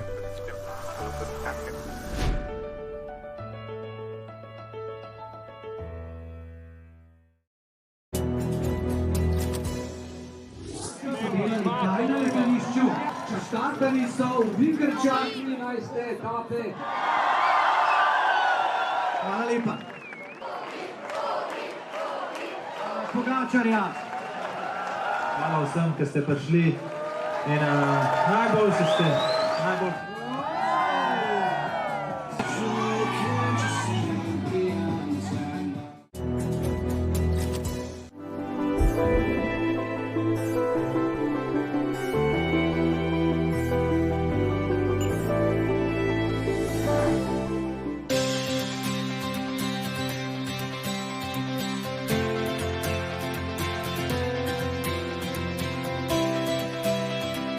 אבל לכן הממשלה הזאת חייבת לנקוט צעדים, ואני רוצה לשמוע תגובה על האירוע הקשה הזה. אנחנו כעידה לא נוכל לקבל שלא תהיה תגובה, ותגובה מאוד קשה. ואני רק מקווה שהמשפחות יוכלו לעבור את התקופה הקשה הזאת, כי זה אסון קשה. 11 ילדים, בני 11. רובם בני 11, ילדים קטנים. שיחקו כדורגל וטיל פגע בהם. במדינה שמכבדת את עצמה, ממשלה שמכבדת את עצמה, יום אחד לא צריך להישאר בשלטון אחרי אסון כזה כבד ואחרי שוויתרה על הצפון. במקום שיהיה לנו ביטחון בתוך המדינה שלנו, אנחנו הפכנו לפרווזים בצפון, והמדינה לא מגיבה.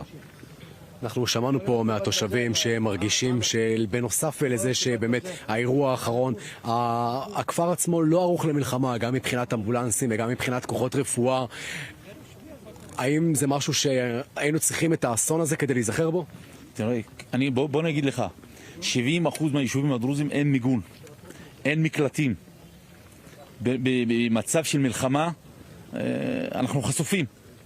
לא רק במג'דל שמס ומזעד אבו-קעאטה וביישובי הגולן, גם ביישובי הגליל. כמעט ואין מיגון, וגם אנחנו לא ערוכים. היישובים לא ערוכים למלחמה עכשיו, והממשלה לא עשתה כלום. אנחנו כמעט 10 חודשים באירוע, ועדיין לא נעשה כלום. אני לא מצליח להבין עד מתי אנחנו כתושבים ותושבי הצפון נמשיך לסבול, והמדינה והממשלה הזאת לא יודעת לקבל החלטות. אין החלטות, אין אף אחד שמקבל החלטות. אנחנו רק מגיבים. להגיב ולאיים זה לא פתרון. אנחנו רוצים תגובה מהירה. אנחנו בהחלט שומעים את הקולות ואת הדרישה לתגובה וכמה שיותר חזקה. תודה רבה לחבר הכנסת חמד עמאר מישראל ביתנו. אז לא רק הוא, אנחנו שומעים את זה גם מהתושבים, הרצון לראות את מדינת ישראל מגיבה על ההפקרות שחווים פה כבר למעלה מ9 חודשים. תודה רבה, אוריה הקשת, חבריי פה לפאנל. בוא, עוזי רבי, הבטחתי לך כי יכול להיות שאנחנו נצטרך לשחרר אותך עוד מעט, אז רצית להתייחס אתה לדברים האלה. כן, אז קודם כל אנחנו שומעים, ופה אנחנו כנראה כולנו מסכימים על זה, שישראל נמצאת תמיד בעמדה של תגובה, והגיע הזמן בעצם לגלות גם יוזמה מסוג אחר ממה שעד עכשיו נעשה. אנחנו אומרים יוזמה כנראה, איננו מתכוונים ל-more of the same, במובן הזה של סיכול, כן? פעילי חיזבאללה וכך הלאה. האמריקאים ירצו אבל שניידע אותם קודם, לא? עכשיו תראה, עם העניין של האמריקאים קשה להתווכח, כי יש פה עניין של חימושים, ויש פה עניין של זה, אבל אמר גרשון קודם כל, דבר שהוא מעניין לכשעצמו. יש רגעים שבהם שיקולים מערכתיים שהם בהחלט חשובים ומקובלים, כנראה צריכים, אתה יודע, צריך לזוז הצידה איתם, מהסיבה הפשוטה. תראה אורן, אם אתה מצלם עכשיו את תמונת המצב בצפון, יש לך פה מדינה שתלשו לה חלק מהגוף שלה. אתה שואל את חיזבאללה ואת איראן, זה האופטימום. הם היו רוצים לעצור פה את המלחמה, ולהמשיך להתיש את ישראל. ישראל בלימבו, צריכה לצאת ממנו. עכשיו, לאן לצאת? זה באמת שאלה טובה. אתה תבוא ותגיד מלחמה, יגידו לך שזה מסוכן. תבוא ותגיד פעולה כזאת, ארצות הברית תעשה. אני אומר... לא בטוח שיש לנו כבר ברירה במצב הזה שאנחנו נמצאים. נכון, אני אומר שכאן, וזה לצערי הדבר, במקום שישראל תיקח יוזמה, האירועים מכתיבים לה עכשיו, כמו שאמרתי קודם, במלחמה כמו במלחמה. אבל, אם יבוא ואיתן יוסי, ואני מקבל את הטענות שלו, אני בכל זאת יש לי איזה מידת אופטימיות אחרי שראיתי מה שעשינו שבוע שעבר עם התקיפה בחודדה. עשינו כל כך הרבה טעויות ב-20 השנה האחרונות, מאז ההתנתקות, שתקצר היריעה לדבר על זה פה. מאז הנסיגה מלבנון. מאז הנסיגה מלבנון, אפשר גם את זה להגיד. כל כך הרבה טענות, זה באופן סדרתי. אתה מבין שיש פה כשל, יש פה מערכת חולה. במה היא חולה? היא לא חולה בעניין הטקטי, רק. היא חולה בעיקר בהבנת המציאות שבה היא חיה. ואני רוצה לבשר, לא יודע אם זה עדיין, אחרי כל מה שעברנו, יש... כן, אתה צריך לזכור... לא נפלו האסימונים... לא, אתה צריך לזכור, תראה, אני לא רוצה להגיד, אמרו, אתה תבדוק מי אמר מה לפני 7 באוקטובר ומי לא אמר מה. אני לא רוצה להיכנס לזה. אני רק אומר דבר אחד. אם אתה לא תפנים את המציאות שאתה חי בה במזרח התיכון, ולא תנהג, בעיקר בדפוסי הפעולה שלך, בדרך שגורמת לצד השני להבין שאתה עושה משהו שמשפיע עליו, אתה יכול להמשיך לעשות, וכמו שאמר צביקה, אני בזה מסכים. בוא נצרף אותו. יכול לספור 400 בצפון. אורן, אני רוצה לענות לעוזי לגבי היוזמה. הייתה כאן יוזמה ישראלית בחודשים האחרונים. רגע. כן, צביקה, לדבר בערבית, אומר עוזי. מה אתם צריכים אותי שעוזי רבי ככה אומר את כל הדברים האלה? באמת, מה? אז זה אותם דברים. אנחנו לא מבינים ערבית, לא מבינים שאנחנו במזרח התיכון. 20 שנה, הנסיגה בלבנון, הנסיגה מעזה. אבל שוב, תיקח את כל מזרחה שתביא לאולפן עכשיו בכל סבב בשידורים האלה ובשידורים שיהיו בתגובה הפרו-לא פרופורציונלית שישראל תגיב בלבנון, אותו השידורים שלנו. אני מוטרד בעיקר מהיום שאחרי, כשאנחנו נסיים את עזה, מה יקרה אז בלבנון, כשיגידו לנו, אוקיי, נגמר הסיפור. איזה יום שאחרי...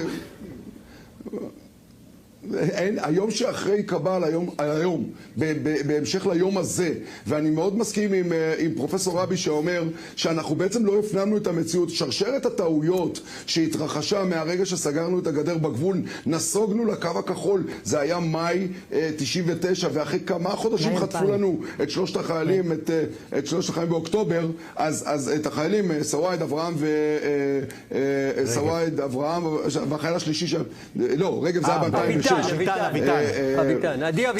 אביטן, סוואיד ואברהם, נכון, שלושתם שנחטפו באוקטובר בזמן שפה ביהודה ושומרון התחילה את האינתיפאדה השנייה, אז כבר אז לא קלטנו את האירוע, וזה ממשיך. זה לא רק שאנחנו ממשיכים לקלוט את האירוע, אנחנו לא קולטים את האירוע עד עכשיו. רק אני אסיים ואומר, כרגע אנחנו במצב של מלכוד, והמלכוד אומר קודם כל תתעורר ואחר כך תפעל, וספק אם זה יקרה. בבקשה. אורן, אני חייב לענות לשני המזרחנים פה. תראו, על פניו, תשמעו, אני אמור לקבל את כל התזה שלכם. אנחנו לא התעוררנו. שנייה, רגע, לא אמרתי לו. על פניו, בואו נפרק את חיזבאללה, בואו נפרק את חמאס, בואו נפרק את האיראנים, היינו צריכים לדעת לדבר ערבית. זה מה שאמרנו? שנייה, רגע, זה מה שאמרנו? זה מה שאמרתי. לא, אמרנו שיש לדבר את השפה, והיינו צריכים לדבר את השפה ולפני כן. אבל החברה הישראלית, וזה לא טענה אליכם, החברה הישראלית בחרה במשהו אחר. החברה הישראלית בחרה בשקט. בחרה בהזיות. יכול להיות בהזיות. רצה צבא קטן, לא רצתה להילחם, לא שלחה את הילדים שלה לקרבי, לא הייתה מוכנה לשלם את המחיר. ועכשיו אנחנו שואלים שאלות, איך מול 7 חזיתות, שנייה. אנחנו לא יכולים, נכון, ההצעות כאן נהדרות, אני מאוד רוצה לאמץ אותן. עכשיו לגבי יוזמה, אני רוצה להגיד לך משהו. בחודשים האחרונים צה"ל שינה את דפוס הפעולה. אמר, אני אחסל בכירים. ניסה לחסל בכירים, קיבל תג מחיר של 200 שיגורים על כל חיסול בכירים, ולא הגיב לזה. לכן אני אמרתי כבר אז, זה לא נכון. לכן התגובה הזו, יש כאן הזדמנות, וגם לפני 1 בספטמבר, וגם בגלל מבחינת חיזבאללה, הם בלחץ, תראו מה קורה בלבנון, וכולל הודעות של מדינת לבנון. יש כאן הזדמנות לבחור את המטרות בקפידה. להכאיב להם, אבל להכאיב להם בצורה כזו שתשנה את המשוואה וגם תאפשר להם... אז אני אשאל אותך, אז אני אשאל למה לא עשינו את זה עד עכשיו? אורן, אני רוצה רגע לענות גם ליוסי וגם לצבי בדיון שיש פה. יש פה דיון מאוד חשוב, אני לא לוקח אותו אחורה לעבר למה היה. החברה הישראלית אכן בחרה, והמקבלי ההחלטות בחרו בשקט. זה מה שהיה, זו האסטרטגיה שהייתה. עכשיו, אמרו, הרקטיות יחלידו, וכל הסיפורים שהם מעבר. ראינו שהם לא החלידו, ראינו שהמפלצת רק גדלה. זה אחד. אבל אם אני מתייחס למלחמה עצמה, למה בחרנו לעשות במלחמה, אנחנו מגלים שהמלחמה הזאת נועלה במובן הטקטי בצורה נהדרת. במובן האסטרטגי בצורה לא טובה. לא טובה, בלשון המעטה. אני בכלל לא מדבר על רפיח ועל הכניסה המאוחרת, אני גם לא מדבר על פינוי יישובי הצפון, שלטעמי היה נמהר מדי והיה קצת היסטרי, ואולי אם תושבי הצפון לא היו מפונים, אז לא היה את כל הירי הזה. יגידו לך עכשיו, רגע, זו דוגמה. אז זה דוגמה. לא, זו דוגמה הפוכה. למה אולי היה צריך לפנות אותה? אבל אני לא שאני מסכים עם זה. אבל האירוע הזה הוא מורכב, הסיפור של הפינוי יישובים, קיבלתם תזכורת. אני מגיע למשהו שהוא חשוב. אם אנחנו מדברים על היעדר אסטרטגיה, או אסטרטגיה שהיא קצת לוקה בחסר בניהול של המלחמה הזאת, וההחלטה לעבוד בטור, כמו שאמרנו, הזירה הצפונית אחרי, אנחנו מגיעים לאירועים מאוד קשים כמו אלה, שידענו שאירועים כאלה יכולים לקרות. זאת אומרת, זה דינמיקה של הסלמה, זה מה שקורה. זה מסוג האירועים שידענו קיווינו מאוד כדי שזה לא ימשוך אותנו ויסבך אותנו. אבל תקווה זה לא תוכנית עבודה. לסיטואציה שאנחנו חייבים לעשות משהו לא בזמן הכי נוח לנו. תקווה זה לא תוכנית עבודה. תוכנית עבודה היא צריכה לעבוד. עכשיו, מה עשינו עד עכשיו? לא דיברנו ערבית, ואולי צבי גם יסכים איתי, שלא דיברנו ערבית. ולמה אני מתכוון לא דיברנו ערבית? הלכנו לסיכולים ממוקדים, כמו שעוזי אמר, מול פעילים כאלה ואחרים. מפקדים בכירים יותר, בכירים פחות וכמה תשתיות. כנראה שזה לא מרכז הכובד של חיזבאללה, וזה לא מכאיב לו. עובדה שהוא לא הפסיק את הירי. אז צריך לעשות חישוב מסלול מחדש. אנחנו שומעים כל הזמן שמרכז הכובד צביקה זה בעצם האוכלוסייה שמתגוררת בתוך לבנון, שהם אלה שיכולים לשנות משהו. תראו, אנחנו כל הזמן צריכים לנתק את הדיון על איך, מה עושים מחר, מהבנת האחורה. והבנת האחורה זה לא כללה. נכון שניהלנו הכל באופן טקטי ומצוין, אבל זה עניין של אסטרטגיה. בטח גרשון יכול להסביר לך.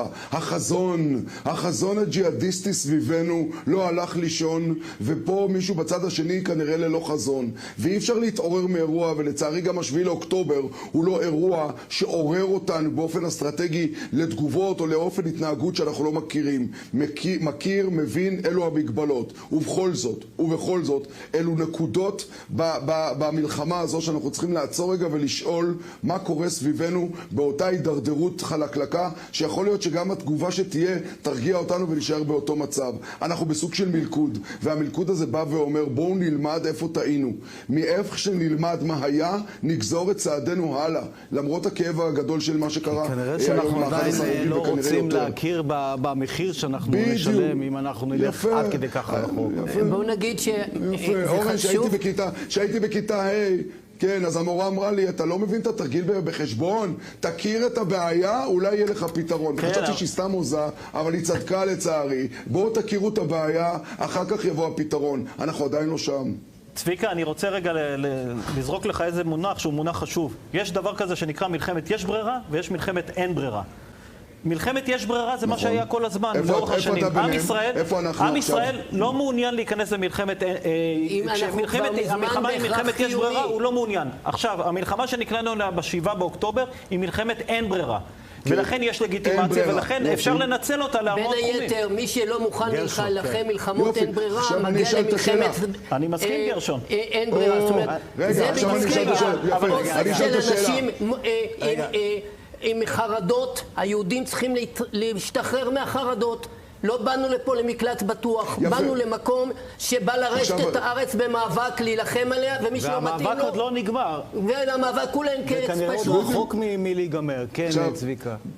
בואו נשנה רק את הטרמינולוגיה. מה זה מלחמת אין ברירה ויש ברירה? מלחמת אין ברירה זה שאתה לא קובע, זה שאתה הולך לשמחת תורה ולנובה ומקבל אחר כך מלחמה מסילואר ונקרא לה. עכשיו, פה יש עניין עם העניין של היזימה. צריך לצאת מהעניין הזה, כי אתה בסופו של דבר רק מגיב והם קוראים אותך ויודעים אותך. גם על הצג של סינואר וגם על הצג של נסראללה. כרגע ברגעים אלה אתה עדיין לא שובר את השולחן ועדיין לא מפר את הכללים, אתה עדיין משחק את הכללים. זו נקודת הזמן בהיסטוריה שבה אנחנו צריכים לשנות את הכל, שזו ההזדמנות שלנו אחרי הטבח ואחרי מה שאנחנו... ולסלק את חיזבאללה ולעשות כל מה שאנחנו יכולים לפחות. אתה יודע, זה wishful thinking, לפחות להתחיל בזה. נכון?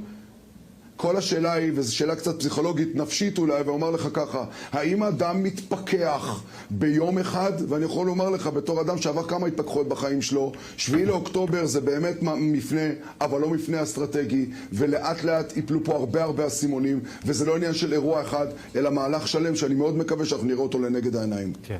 עדי כרמי רצית לדבר. כשאנחנו מדברים על אין ברירה, זה כשהאויב לוקח את היוזמה. וכשאנחנו מדברים על יש ברירה, זה כשאנחנו לוקחים את היוזמה. אנחנו חייבים להוביל, לתעדף את המשאבים שלנו, לתעדף בבחינה אסטרטגית איפה אנחנו שמים את מרכז הכובד. בעיניי, כרגע, רצועת עזה במצב שהגענו אליה, היא כרגע, לדעתי, בעדיפות משנית. אם אנחנו לא נדע להגיד את זה ברור, אז אנחנו נמשיך להיות ברצועת עזה, לא ננסה לדחוף עם האמריקאים ועם הקטרים. אנחנו מדברים פה באולפן, אבל בסוף יש את המציאות ואת הצבא ואת המגבלות שהוא נמצא. בהן אנחנו לא בהכרח מודעים לכל המגבלות, אבל המגבלה העיקרית והגדולה ביותר זה האמריקאים. אנחנו שנייה צריכים להגיד לעולם, אם 115 החטופות והחטופים לא מוחזרים, יש לנו לגיטימציה לכל פעולה, כולל ההומניטרי. יש, אתה מנסה לשכנע את המשוכנעים, בצד השני של האוקיינוס, לא בהכרח. אנחנו מנשימים את רצועת עזה, אנחנו מאפשרים לחמאס, רק השבוע שמעתי עדות איך אנחנו רואים את פעילי החמאס משתלטים על האספקה ההומניטרית, ובגלל החוק הבינלאומי, אנחנו לא פוגעים באותם פעילי חמאס. סתם, דוגמית. אנחנו במו ידינו ממשיכים לתפעל את רצועת עזה, בזמן שהאיום האסטרטגי היותר משמעותי הוא נמצא מצפון וממזרח. ובסוף, אם נמשיך גם מול האויבים האחרים, לטפל ביירוט כטב"מים וליירט עם כיפת ברזל, ולא נטפל אסטרטגית בתשתיות ובמשאבים ובכסף. תזכור, הכסף, בארות הנפט, אנחנו רואים, זה דוגמה טובה, תימן, אבל מול לבנון, אתה יכול לעשות עוצר ימי, אתה יכול לסגור את שדה התעופה, אתה יכול לעצור את המדינה. אנחנו כרגע מאפשרים להם לחיות חיים רגילים. בחרנו שלא לעשות את זה, מסיבות שאנחנו... יש לך את ציר פילדלפי הצפוני, זה סוריה. יש לנו כלים, אבל אנחנו חייבים לקחת את היוזמה. אורן, שר הביטחון סיים עכשיו את הערכת המצב עם אלופי המטה הכללי. הוא אומר שהוא שמע את כל דרכי הפעולה וכו', אבל הוא אומר שהוא כבר קבע את כיווני הפעולה והנחה את מערכת הביטחון בהתאם. זאת אומרת, אנחנו כבר אחרי שהציגו את התוכניות, הוא אישר אותם.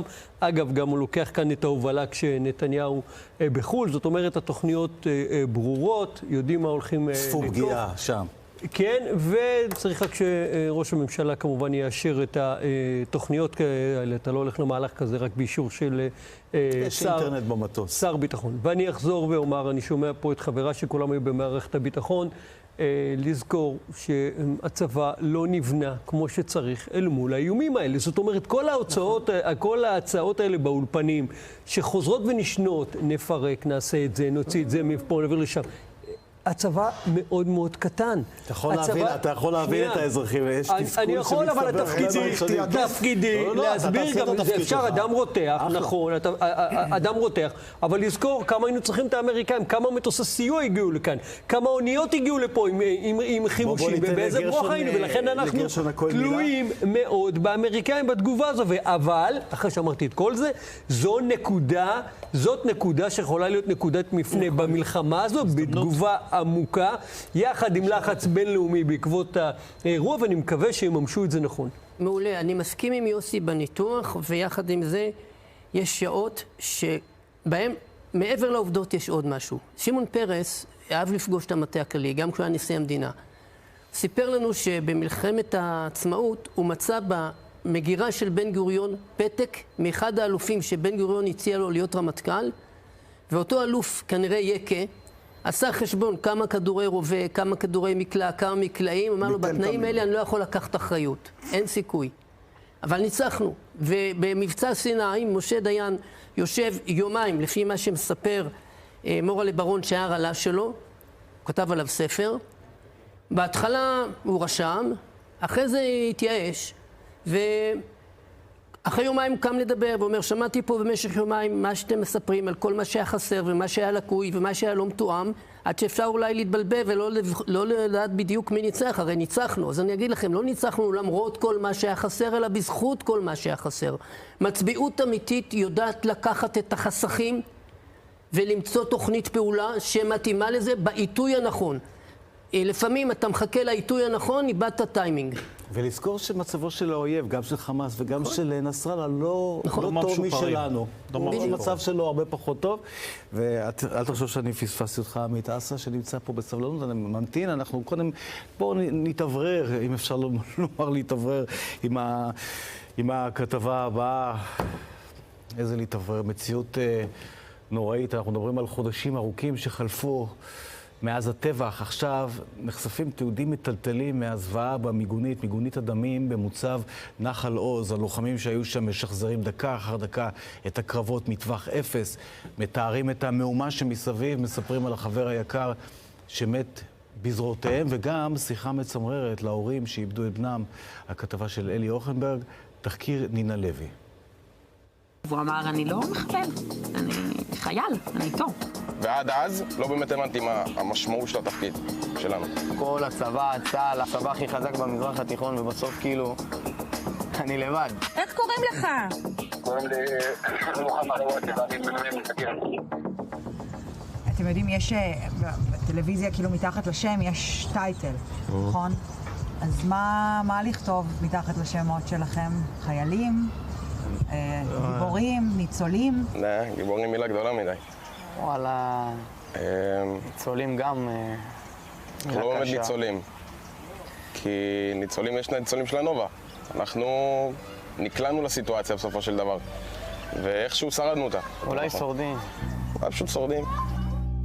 יותר משורדים, הרבה יותר מזה. מיגונית אחת מתוך אינסוף. עד אותו הבוקר, שון ואפיק היו נהגי קו בבסיס נחל עוז. מהו הקו? זה שנחצה. עד אותו הבוקר, בועז שירת באותו הבסיס ביחידת קומץ שאמונה לתחזק ולתקן את הגדר. איזו גדר? כן, אותה הגדר, זו שנפרצה. עד אותו הבוקר הם הנידו ראש לשלום, למשל כשקנו פחית שתייה באותה המכונה. מאותו הבוקר. Dozens of Hamas terrorists infiltrating into Israel since the early hours of the morning, taking over, conquering parts of Israel south, taking citizens hostage, roaming around. קמנו 6:20, אתה לא קם מהזקה באמת, כי אין שם באמת זמן תגובה של הזקה. או עם הפיצוץ. או הפיצוץ או הפצמ"ר הראשון שנופל לך בתוך הבסיס. הלכתי פשוט עם קסדה ועם הטלפון, אפילו לא חשבתי על הקטע הזה של נשק, שאנחנו כן היינו עם נשק עלינו צמוד, כאילו בתפקיד. הלכנו לשם, אנחנו בתוך המיגונית, כאילו רואים חבר'ה מתאספים, מגיעים וזה. מתי הבנתם שמשהו קורה בזה? אני אישית הבנתי את זה מתי שכבר נפל לנו פצמ"ר אחד, ממש ליד המיגונית, מבחוץ. ברגע ששלושה לוחמים של גולני נכנסו אלינו לתוך המיגונית, אחרי שהם היו בהתקלות.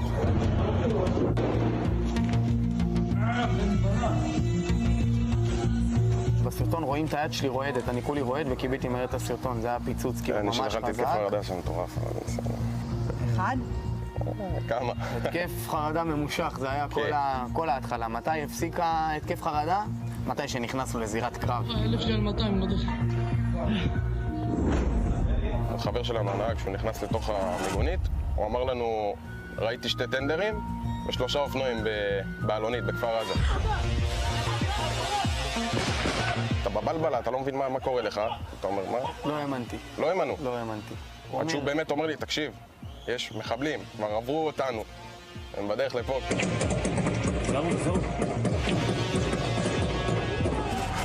הגיעו הלוחמים של הגולני, אמרו, חבר'ה, תתחילו להתמקם פה לכיוון היציאות מהמיגונית, בלי לשאול שאלות. בועז, הראשון שהלך ועמד שם כמה שעות טובות. הוא הלך והביא את הנשק ואת המחסניות.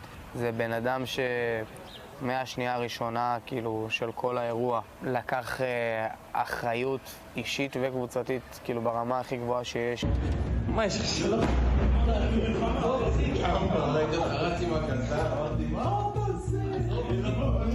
8:30, 8:29, 8:31. נחל עוז, מיגונית. מיגונית צמא, זה המיגונית שהיינו בה, זה רשימה שאני עשיתי, זה צילום מסך מהטלפון שלי. אפיק מרגיש טוב, שון מרגיש טוב. כאילו, אני כותב את זה, ויש לי פצועים בתוך המיגונית, פצועים קשה שלא הוציאו מילה, הם לא מצליחים לתקשר. למה הוא לא עולה? קשרו לחמ"ל, תגיד שיש פה פצוע. קשרו לחמ"ל, תגידו יש פצוע, אחי, צריך חופשים לפה, יאללה. ויתרו עלינו. אולי ויתרו עלינו. חד משמעית. זה לא שוויתרו עליי ועל שון ספציפית, כאילו, ויתרו על כולם.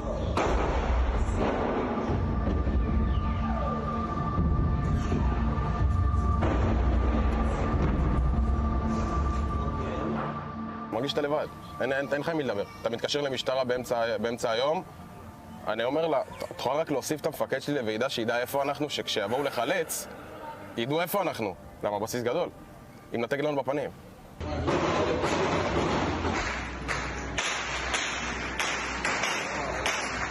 כל הצבא, צה"ל החזק והעצום והצבא הכי חזק במזרח התיכון, ובסוף כאילו, אני לבד.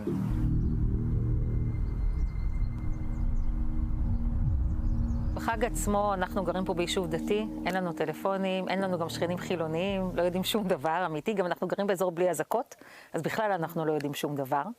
אני הייתי בבית כנסת, ואז בסביבות 9, מודים שמשהו קרה באזור של עזה. זהו, הגענו הביתה, הראל הייתה בבית, אז נכנסתי אליה לחדר ואמרתי לה, הראל, מה קורה? ואז הראל אמרה ששחר יצרה איתו קשר בבוקר, ושהוא רשם לה שהוא חי, ואמרה לי, כבר יש 300, 400 הרוגים. Welcome to the special broadcast here on I-24 News as we continue our rolling coverage. Israel at war. Apocalyptic scenes all throughout the day. The IDF still working this hour to conquer back Israeli towns down south under a surprise attack, a surprise war. איך שיצא שבת, הראל אמרה שהם ניסו כמה פעמים להשיג את בועז ולא הצליחו להשיג אותו, ואז אמרתי, טוב, אז אני אנסה. בכל זאת, אמא. ובשנייה שהוא ענה, כאילו הייתה כזה, ענו, זה בסדר? ואז פתאום אני קולטת שזה לא בועז. איפה בועז? נהרג. מה? מי זה? עם מי אני מדברת? איך קוראים לך? ואז אמא שלי אמרה דבר ראשון, זה לא יכול להיות. אז האמנתי לה. מה זה? איך קוראים לך? קוראים לי מוחמד עוואדי, ואני מסתכל. מוחמד מה? מוחמד עוואדי. הייתי בטוחה שחטפו אותו מחבלים, או שהטלפון שלו רק נמצא אצלם, ואמרתי לו, תקשיב, אני לא מאמינה לך, כאילו מי אתה? ניסיתי כאילו להוציא ממנו מידע. מה, אתה מהצבא? תתקשרי לאבא. כן, אני נגד. הוא ערבי, מי אומר בטלפון? לא, זה לא התחבר לי בראש בשום צורה שהיא כאילו העניין הזה. איפה? מה? איפה הוא? מה? למה אף אחד? למה אין פה אף אחד? מה זה? איפה הוא? אני אומר לה, גברת, אנחנו משארים לך מאוד את הבן שלך, שיהיה זכרנו לברכה. מה? איך אף אחד לא יודע לנו? מה? לא, זה לא יכול להיות, כי אתה יודע... כאילו, האמנתי. כי אתה יודע שדופקים בדלת. כאילו, מה פתאום מישהו אמר לך בטלפון שמישהו מת. ולא, וגם מישהו ערבי אומר, קוראים לי מוחמד. אף אחד לא דיבר איתנו מהצבא, והפחד הכי גדול שהיה לנו זה שבעצם אף אחד לא יחפש אותו. אני בראש שלי, קר לו איפשהו. לא העזתי להתכסות בשמיכה, לא העזנו לאכול, אמרנו, זה לא הוגן, הוא קר לו איפשהו. כן, אנחנו לא יודעים איפה הוא. הכל עשינו. עלינו לכל ערוץ חדשות